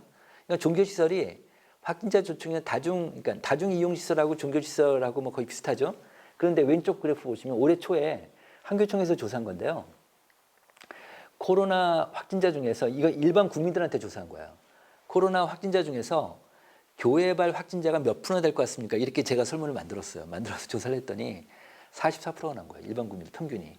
그러니까 실제는 11%였는데 국민들은 44%로 인식을 한 거예요. 그러니까 과도하게 부정적으로, 과도하게. 4배나 과도하게 지금 우리 국민들이 교회의 감염 비율을 높게 잡은 거죠. 이유는 뭘까요? 100% 언론이에요. 그죠? 언론에서. 그런데 국민들한테 물어봤어요. 그 코로나 관련 정보를 주로 어디서 얻으십니까? 물어봤더니 2개가 나왔어요. 언론하고요. 방역 당국의 브리핑 2개가 나왔어요. 그러니까 국민들은 방역 당국 브리핑을 직접 화면에서 보잖아요. 2개가 같이 영향을 받는 거예요. 그러니까 저는 어떻게 생각했냐면 저 4배나 왜 이렇게 높을까? 실제보다. 이거는 제 생각에는 언론하고 방역 당국의 브리핑하는 사람하고 서로 간에 영향을 주고받는 것 같았어요. 서로 간에 교회에 대해서. 그래서 그러니까 우리가 이렇게 불리하게 좀 인식을 받고 있다 이렇게 좀 이해하시면 되고요. 그리고 이제 제가 아까 좀 전에 말씀드렸던 2020년의 1월 달에 한국계 신뢰도가 32% 아까 그겁니다. 근데 올해 초에 재보니까 올해 초에 똑같은 문항을 재보니까 21%가 된 거예요. 그러니까 그 11% 정도 포인트가 빠졌어요. 그래서 전 국민의 100명 중에 한 21명 정도 한국계를 신뢰하고 있고 한 80명 정도는 신뢰하고 있지 않다라는 거고, 여기 보시면 전혀 신뢰하고 있지 않다, 아주 강한 부정이 48%예요. 그러니까 한국교회에 대해서 강한 부정을 갖고 있는 사람들이 한 2명 중에 1명 정도 된다는 얘기고요. 또 하나 보시면 오른쪽 보십시오. 종교별로 보면 개신교인은 그래도 한국교회를 신뢰해요. 70%. 근데 문제는 비개신교인이 9%밖에 안 되는 거예요. 100명을 다 모아놓으면 그중에 91명은 한국교회를 신뢰하지 않는 이런 사람들입니다. 네. 그다음에 이제 코로나 거치면서 한국교회가 깨달은 바, 한국교회 하나의 그 분명히 임팩트가 있던, 영향을 준 하나의 요인이 바로 이 대사회 공적 역할입니다. 네. 그러니까 교회가 너무 배타적이라는 게 이제 이번에 계속 우리가 공격을 당했으니까 배타적이다. 뭐 그다음에 왜 7대 종단 중에서 6개 종단은 가만히 있는데 왜 개신교만 그러냐 이런 얘기하고, 시민단체를 제가 인터뷰를 했는데요. 시민단체 간부 한 사람, 대표 한 사람하고, 이 시민단체는 약간 중도 보수적인 단체인데 한 전국에 한 250개 정도의 시민단체를 끌고 가고 있는 시민단체예요. 근데 그 사람하고 인터뷰를 하는데 이런 얘기를 했습니다. 그러니까 그 7대 종단 중에 웬만한 종단 전체 엘리트 파워보다 대한민국 한국교회의 대형교회 한 교회가 갖고 있는 엘리트 파워보다 약하다. 이런 얘기를 하는 거예요. 그러니까 한국교회가 대사회적 역량이 굉장히 강한 그룹이다. 이거를 선하게 사용했으면 좋겠다. 뭐 이런 얘기를 들었습니다. 그래서 개신교가 신뢰받기 위해 개선돼야 할 부분은 사회와 소통, 사회적 공익 추구. 이게 무슨 얘기냐면 나와 다른 사람을 좀 인정해달라. 그러니까 복음과 상관없이 나와 다른 사람을 인정해달라. 이런 사회의 목소리고요. 그 다음에 코로나19를 겪으면서 한국교회가 관심을 가져야 할 주제는 교회 중심의 신앙생활에서 실생활에서의 신앙 실천으로의 의식 전환, 이런 게 있습니다. 제가 이제 저도 어렸을 때부터 이제 계속 교회 생활을 하고 교회 교사도 하고 뭐 청년부 뭐 지금까지 계속 교회 사역하면서 지금까지 왔는데, 저도 보면은 그 집에서 있는 시간이 많아지니까 가만 생각해 보니까 교회에서 제가 남편으로서의 성경적 역할을 제가 훈련받은 적이 없는 것 같았어요. 또 아내로서의 성경적 역할, 또 자녀로서의 성경적 역할, 부모로서의 성경적 역할을 정확하게 제가 그 교육이나 훈련을 받은 적이 기억이 없더라고요. 그래서 이런 것들이 이제 앞으로 더 중요해지겠다, 한국교회, 뭐 이런 생각을 좀 했습니다. 자, 그 다음에 이제 지난 1년 동안 우리가 거쳐오면서 비대면 온라인 문화의 급속한 정착인데, 이거를 개신교회나 목회자 인식 변화를 통해서 말해보겠습니다. 똑같은 문항을 갖고 4월달, 7월달, 11월달을 똑같이 재봤어요. 이게 지금 3번에 걸쳐서 개신교인 조사하는 건데, 보시면 온라인 예배나 주일날 교회 안 가고 온라인 예배나 방송 예배나 가정 예배를 드린 사람하고 한테 물어본 거예요. 이 사람들한테 들어봤더니 어떻습니까? 이랬더니 대면 예배보다 만족하지 못했다. 만족도를 물어본 거죠. 그 다음에 대면 예배도 오히려 더 좋았다, 그 다음에 비슷했다, 이렇게 되는데 4월달 보시면 대면 예배보다 만족하지 못했다가 54%인 거예요. 그 다음에 더 좋았다나 대면이 비슷했다가 46%. 그러니까 4월달 막 이제 코로나 시작하고 막 한참 막 그럴 때, 그때 이제 불가피하게 교회 못 갈 때였죠. 그때부터도 벌써 대면 예배가 더 좋았다라고 하는 비율이 54밖에 안 된 거예요. 벌써 이 사람들이, 우리 교인들이 한 번도 전에 경험해보지 못했지만 더 좋았다고 9%가 나오고 비슷했다가 37 나온 거예요. 이건 목사님 입장에서는 굉장히 불편하시죠. 근데 11월 달 보겠습니다. 11월 달 보면 11월 달 대면 예배보다 만족하지 못했다가 47이었고요. 그 다음에 더 좋았다가 17, 비슷했다가 36이니까 이제는 역전된 거예요. 그래서 더 좋았다나 비슷했다가 53%로 더 늘었어요. 특히 이제 가운데 붉은 숫자 보십시오. 오히려 더 좋았다가 9, 15, 10들 더 늘어나죠. 그러니까 이거 무슨 얘기냐면 이 온라인, 특히 온라인 예배죠. 온라인 예배 선호 그룹이 생기기 시작한 거예요, 이제는. 네, 이렇게 보셔야 될 것 같습니다. 네. 그래서 이제는 앞으로는 목사님들이 그동안은 그냥 교회 전체, 교회 공동체 전체를 갖고 이제 목회 사역을 하셨다고 하면 이제는 이건 뭐 중대형 교회라고 볼 수 있겠지만 오프라인 예배 선호 그룹하고 온라인 예배 선호 그룹하고 목회 전략이 달라야 될 것 같아요. 사역 전략이. 왜냐하면 완전히 그 특성이, 그러니까 이 양 그룹의 라이프스타일이 달라요. 그래서 근데 벌써 이미 어쩔 수 없이 이 사람들 온라인 선호 그룹에 대해서 온라인 예배가 이제 익숙해졌거든요, 이 사람들한테는. 그래서 무조건적으로 오프라인으로 오게 하는 건 되게 좀 어려울 수 있겠다라는 건데, 그건 좀 이따 다시 좀 말씀드리고요. 하여튼 이런 현상들이 계속 나타나고 있다는 거고요. 그 다음에 주일 성수 얘기입니다. 주일 성수를 하기 위해서 주일 예배는 반드시 교회에서 드려야 한다. 그다음 온라인 예배 또는 가정 예배로 주일 성수를 할 수 있다.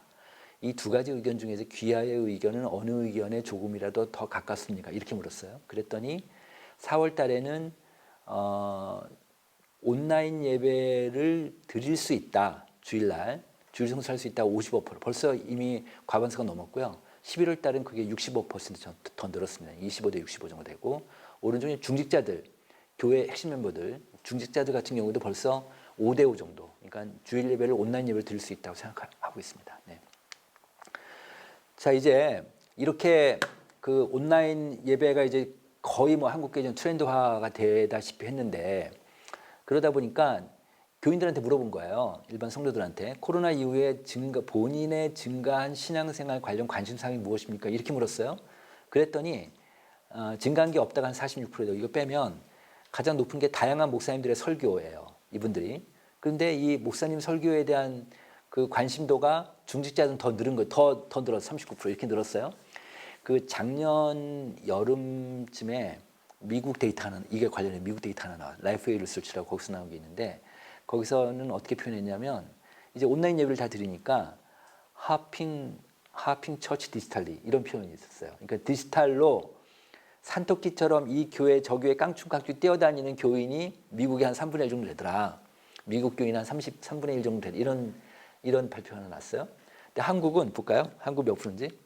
한국 44%예요. 한국은.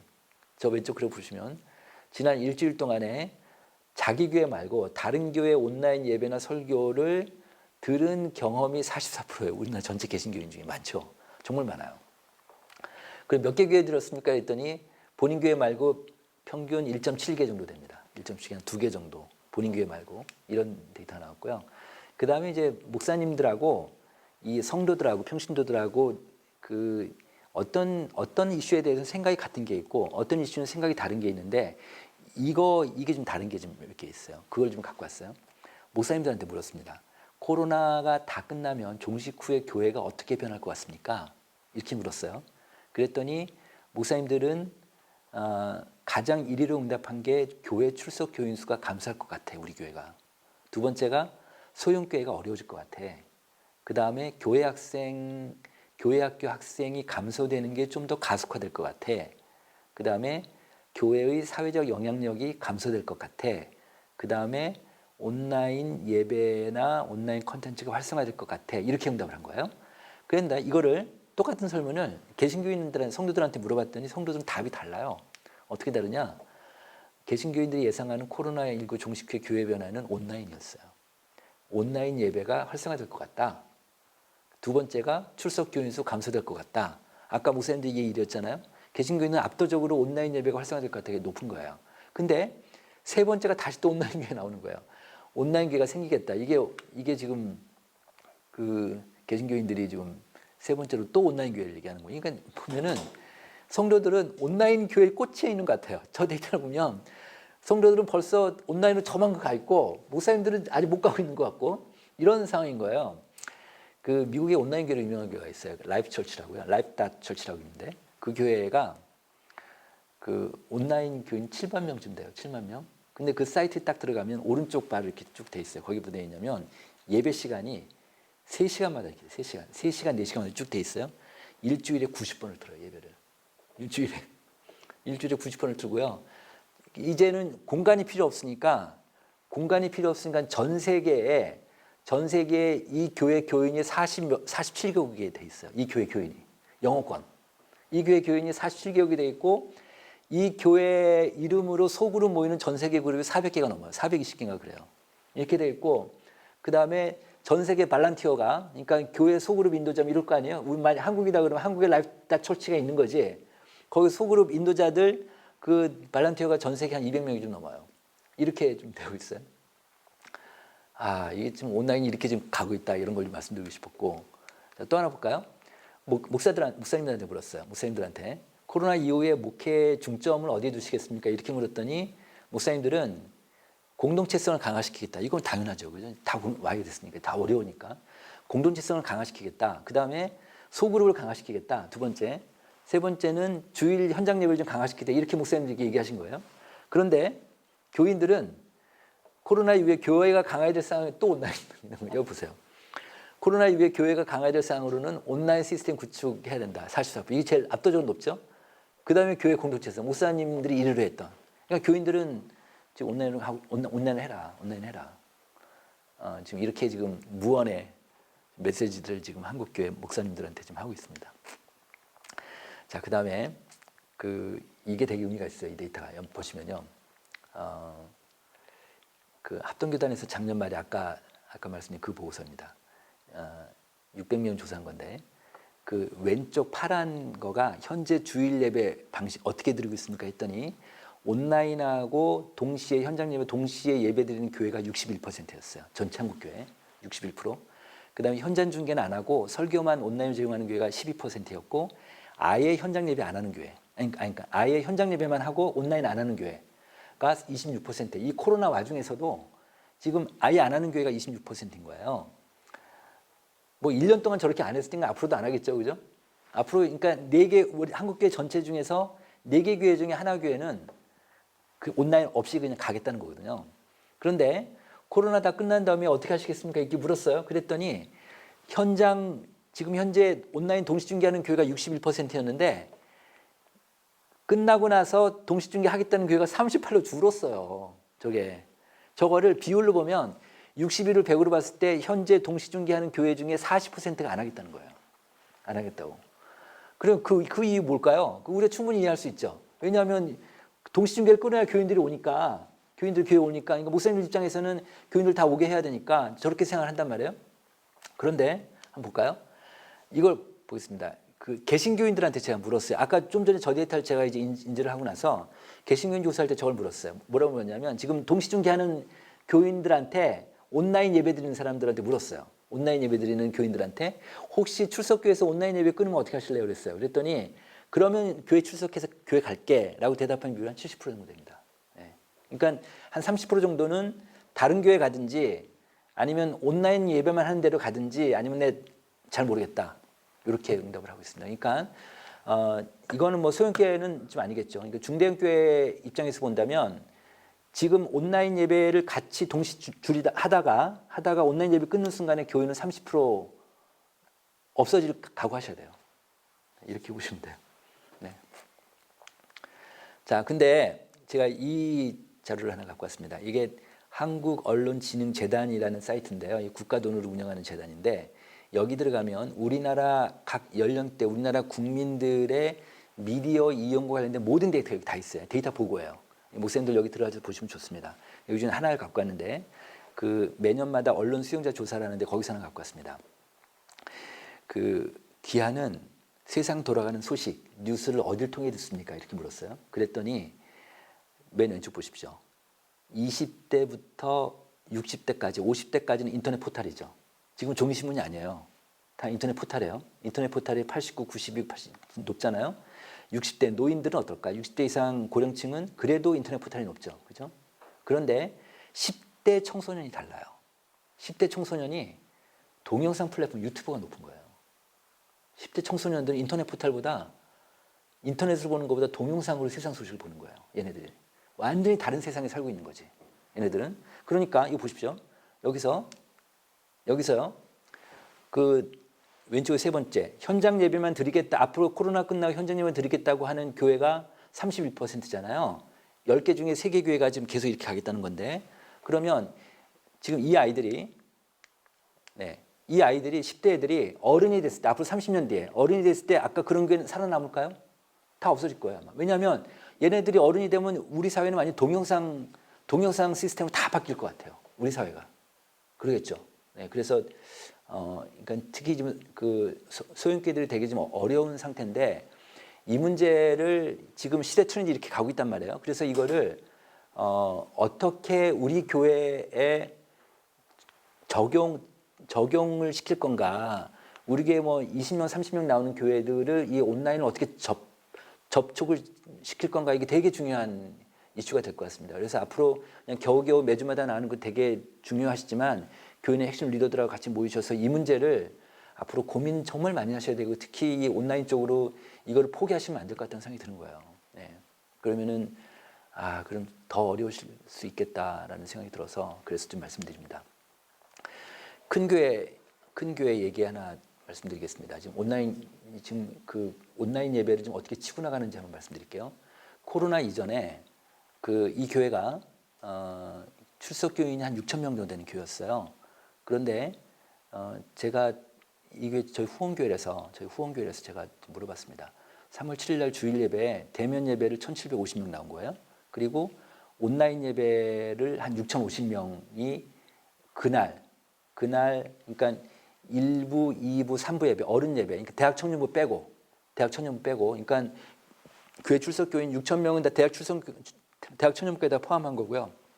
저거는 그냥 어른 예배만 한 겁니다. 6,050명인데 이게 그 유튜브 조회수니까 함께 가족이 같이 보는 것도 1.2를 곱하면 대충 맞아요.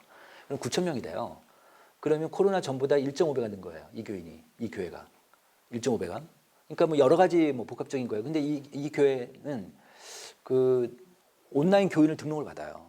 온라인 교인을 등록을 받고 그 온라인 교회 팀이 있어요. 그 안에 그 사역팀이 있어서 온라인 교회 팀을 계속 운영을 하고 온라인 교인도 받고 그러니까 이러다 보니까 뭐 교회 다니다 군대 간 청년들이 온라인 교인으로 들어오게 되고 그다음에 뭐 이 교회 다니다가 외국에 뭐 이민 간 분들이 또 교회로 들어오게 되고 너무 반갑지 사실은. 이런 식으로 이제 그냥 그 공간이 아니라 그 공간 초월해 전 세계적으로 이제 온라인 교인이 들어오게 되는 그런 걸 보게 되는데 전 이런 걸 보면서 이런 교회들이 이제 앞으로 점점 더 많이 나오겠다. 이런 교회들이. 근데요, 이 교회 제가 말씀드리기는 어렵지만 이 교회 온라인 예배를 보면은요, 클래스가 달라요. 진짜 좋아요. 그냥 눈을 집중하게 만드는. 그러니까 연구를 되게 많이 했어요. 그러니까 앞으로 이제 이런 교회들이 계속 치고 나갈 수 있겠다. 온라인 쪽으로 뭐 그런 생각 좀 해봤고요. 그런데 하나 우리가 분명히 이제 알아야 할 게 하나 있습니다. 아까 얘기했던 신앙 수준 변화. 그러니까 코로나 때 코로나 전하고 비교해 보니까 신앙이 약해진 사람이 26이고 깊어진 사람이 18인데 이거를요 현장 예배 드리는 사람들하고 온라인 예배 드리는 사람들, 그러니까 현장 예배 선호자하고 온라인 예배 선호 그룹을 이렇게 두 그룹을 했을 때 봤더니 현장 예배 선호자들은 신앙이 약해졌다가 23, 깊어졌다가 27이에요. 깊어졌다가. 그러니까 오히려 신앙이 깊어졌다가 좀 높아요. 그런데 온라인 선호 그룹은 신앙이 약해졌다가 37, 깊어졌다가 18, 2배 차이가 나요. 그러니까 확실히 온라인 선호 그룹이 신앙이 약해져요. 그건 우리가 충분히 알다시피 데이터로 이게 증명이 된 거예요. 그런데 그렇다고 온라인을 다 끊어버리면 이 사람들은 다시 안 들어오니까 그래서 아까 제가 말씀드린 대로 온라인 그룹하고 그 오프라인 그룹하고 두 그룹을 나눈 사역 전략을 짜야 되는 게 굉장히 중요해질 수 있는데 근데 또 하나 얘기는 제가 이제 하나 더 말씀드리면은 매년마다 산자부에서 우리나라 유통업 전체 전년도 매출액을 1월 달에 발표를 해요. 근데 올해 1월 달에도 2020년 거 나왔거든요. 2019년 거랑 같이 비교해서 나왔어요. 근데 제가 이제 그 자료가 이제 관심 있어서 봤는데 그 유통업이라는 거 뭐 백화점, 뭐 할인점, 뭐 온라인 뭐 다 있잖아요. 그 유통업 전체 매출액이란 말이에요. 그럼 여기에 온라인 유통업이 있고 오프라인 유통이 있을 거 아니에요. 만약 이마트다 그러면 이마트가 오프라인도 있고 온라인도 있잖아요. 그러면 2019년도에 전체 오프라인하고 온라인하고 몇 대 몇 정도 될까요? 매출액 비중이 우리나라 전체 정확하게 60대 40이에요. 그러니까 60이 오프라인, 40이 온라인이에요. 그리고 그 다음에 작년 한 해 동안에 온라인 매출액이 우리나라 전체 온라인 온라인 매출이 18%가 올랐어요. 그리고 오프라인은 마이너스 4% 떨어졌어요. 그랬거든요. 그럼 이제 작년에 매출 역전되겠죠. 그죠? 아니에요. 역전이 안 됐어요. 55대 45. 그래도 55대 45예요. 그러니까 이렇게 온라인 하더라도 오프라인 매출이 더 높아요. 그러니까 그 40에서 45 정도 이렇게 올라갔단 말이에요. 이렇게 되다 보니까 40한6 정도 될 거야. 이렇게 올라갔어요. 이런 걸 보면은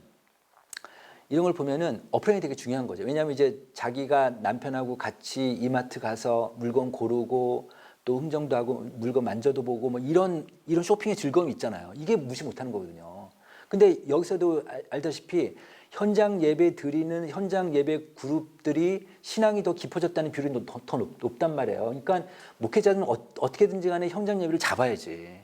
현장 예배 중심으로 끌고 가야 되는 거죠. 어떻게든지 만나게 해줘야 되고 우리가 지금 네 명까지 만나니까 4명 단위로 초소그룹으로 다 나눠줘가지고 만나게 하든지 이런 식으로 가지 않으면 그냥 다 그 사회 트렌드라고 온라인으로 다 해버리면 교인들 다 망가질 것 같아요. 신앙 다 떨어지고. 그죠? 이런 것들이 이제 이런 데이터로 좀 증명이 되는 것 같습니다. 네. 그래서 코로나 이후에 한국교회 변화처럼 제가 그러니까 많은 데이터가 있어서 그냥 제가 정리만 그냥 문장으로 해왔습니다. 앞으로 온라인 시스템 역량 정도에 따라서 온라인을 중심으로 한 교회의 양극화가 심해질 것 같아요. 온라인 못하는 교회, 온라인 잘하는 교회, 온라인 잘하는 교회로 쭉쭉 가는데 온라인 선호 점점점 앞으로 온라인 선호 그룹이 더 많아질 거예요. 그럼 이 사람들이 이제 이런 잘하는 쪽으로 가겠죠. 공동체성의 주요 지표인 소그룹 활동은 대형교회가 보다 적극적인 것으로 나타나서 장기적으로 가면 대형교회 회복력이 더 빠를 것 같아요. 네. 그리고 현재 소그룹 상태가 1년 내내 지속된다. 코로나 상태가 1년 내내 올해 말까지 계속 간다고 하면 초소형교회, 제 얘기는 한 30명, 20명 이하 교회들은 매우 위태로울 것 같다. 이렇게 보고 있습니다. 그 다음에 앞으로 이런 것 때문에 공동체성, 목사님들이 다 공동체성에 대해서 관심들만 높아지셔서 이제는 소그룹, 그다음 생활신앙, 가정사역, 가정예배라든지 이런 쪽의 중심의 목회 전략 방향으로 전환할 것 같아요. 교회들이. 그런 것들이 좀 예상이 됩니다. 그래서 이제 제가 마지막으로 소그룹 말씀드리고 마치도록 하겠습니다. 이건 뭐냐면 그 일반 교회가 있고 가정교회가 소그룹 그 목장이라고 해서 거기를 되게 중시하는데 그래서 이 두 그룹을 갖고 일반 교회 소그룹 모임, 가정교회 소그룹 모임 두 그룹을 갖고 똑같이 비교 조사를 했어요. 각각 500명씩 1000명을 조사했습니다. 그 데이터입니다. 보면 소그룹 상황에서 개인 신앙 유지에 도움을 받는 것 보니까 파란 게 일반 교회고 그 다음에 빨간 게 가정교회입니다. 파란 게 일반 교회, 성경 묵상과 기도, 담임 목사님의 설교 이게 좀 높았고요. 가정교회가 성경 묵상과 기도가 높았는데 두 번째가 높은 게 갑자기 튀어나오는 게 있죠. 저 보십시오. 소그룹 리더와 멤버들의 성김과 교제 이게 뛰어난 거예요. 그러니까 코로나 상황에서 성경 말씀이나 목사님 설교 말고 소그룹으로부터 자기가 도움을 받다는 거예요. 소그룹으로부터 개인 신앙 유지에 이게 뭐 압도적으로 17대 60이니까 굉장히 높죠. 제가 그 다음에 또 보면은 그래서 소그룹 교제를 어떻게 나눴습니까? 펠로우십을 어떻게 했습니까? 했더니 일반 교회들은 카톡이나 문자를 통해서 했고 뭐 온라인으로 교제하는 비율도 있고 그런데 가정교회가 직접 만났다는 거예요. 이 코로나 와중에 직접 1대1로도 만나고 작은 소그룹으로도 만나고 이렇게 만났다는 거예요. 제가 이 데이터를 보면서 하나 제 옛날 경험이 갑자기 떠오르는 거예요. 학교 다닐 때. 제가 81학번인데 제가 복학하고 그냥 맨날 데모하고 86년, 87년도에 맨날 데모했거든요. 그냥 학교에서 시위 막 하고 돌 던지고 막 그럼 이제 체류탄을 막 쏘면 우리가 쫙 흩어지잖아요. 그럼 너무 이제 눈이 맵고 얼굴이 매우니까 그래서 제가 어느 날 막 시위하다가 도망을 갔어요. 도망을 갔는데 학교 담 밑에 숨었어요. 제가 학교 담 밑에 숨었는데 제 옆에 누가 따라와서 같이 숨은 거야. 또 어떤 아저씨야. 근데 양복 입은 아저씨예요. 근데 그 아저씨가 성경책을 들고 있네. 그 아저씨 누구세요? 네, 그랬어요. 저는 그때 이제 ESF라는 선교단체 훈련 받을 때였어요. 제가. 그래서 성경책을 들고 있으니까 제가 좀 너무 의아해서 누구세요? 그러니까 이 사람이 한 얘기가 자기 내비게이터 간사인데 이럴 때 전도해야 된다고 담을 뛰어넘어온 거예요. 이 사람이. 그럼 나한테 전도를 하는 거예요. 이 사람이. 그때 생각이 난 거예요. 제가. 이 데이터를 보면서. 야, 이 코로나가 다 만나지 말라고 하고 교회에서 다 정부에서 교회에서도 다 조심하는데 직접 만나는구나. 야, 이게 사역이고 이게 신앙이구나. 그래서 특히 이 지금 소형교회가 살아남으려면 결국 이거거든요. 이거를 지금 4명까지 만날 수 있으니까 어떻게든 간에 뭐 20명이면은 몇 명 단위로 만나 반드시 이걸 하지 않으면 이게 살아남기 어렵겠다. 뭐 이런 생각을 좀 하게 됐습니다. 네, 그래서 소그룹 리더, 그러니까 가정교회 목장이라고 하고요. 목자라고 하고 일반 교회 이제 구역장이죠. 보니까 소그룹 리더의 자기 역할에 대한 자기 인식을 보니까 교회에서 교인들을 관리하기 위한 소그룹에서 교인들을 위해 봉사하는 리더다. 그러니까 일반 교회 구역장들은 리더들은 봉사직이라는 인식이 좀 있어요. 봉사직이라는 인식이 있는데 이 가정교회 이 소그룹 리더들은 하나님으로부터 임파워링 받았다는 거예요. 위임 받았다는 거예요. 어떤 위임? 자기가 목양의 책임자로서 이 자기한테 맡겨진 이 양떼들을 이 소그룹원들을 자기가 케어 권한과 책임을 갖고 케어해야 된다는 자기 그런 그 목양의 책임자라는 인식이 딱 있는 거예요, 이 사람들이. 그러니까 아무리 힘들어도 이 사람 신앙이 약해질까 봐 자기가 만나서 집에 데려와서 밥도 먹이고 이렇게 하는 거란 말이에요. 네, 그래서 그 소그룹 리더로서의 현재 상황을 보니까 일반 교회나 가정교회나 지쳤다는 비슷하죠. 43, 45. 근데 오른쪽 보십시오. 사역 앞으로 계속 하고 싶습니까? 이 리더 생활을 그랬더니 일반 교회는 35%가 그만두고 싶다고 하고 그 다음에 소그룹 그 가정교회는 6%밖에 안 나오고 이런 게 있습니다. 자, 이게 지금 소그룹 사역을 많은 교회들이 하고 있어요.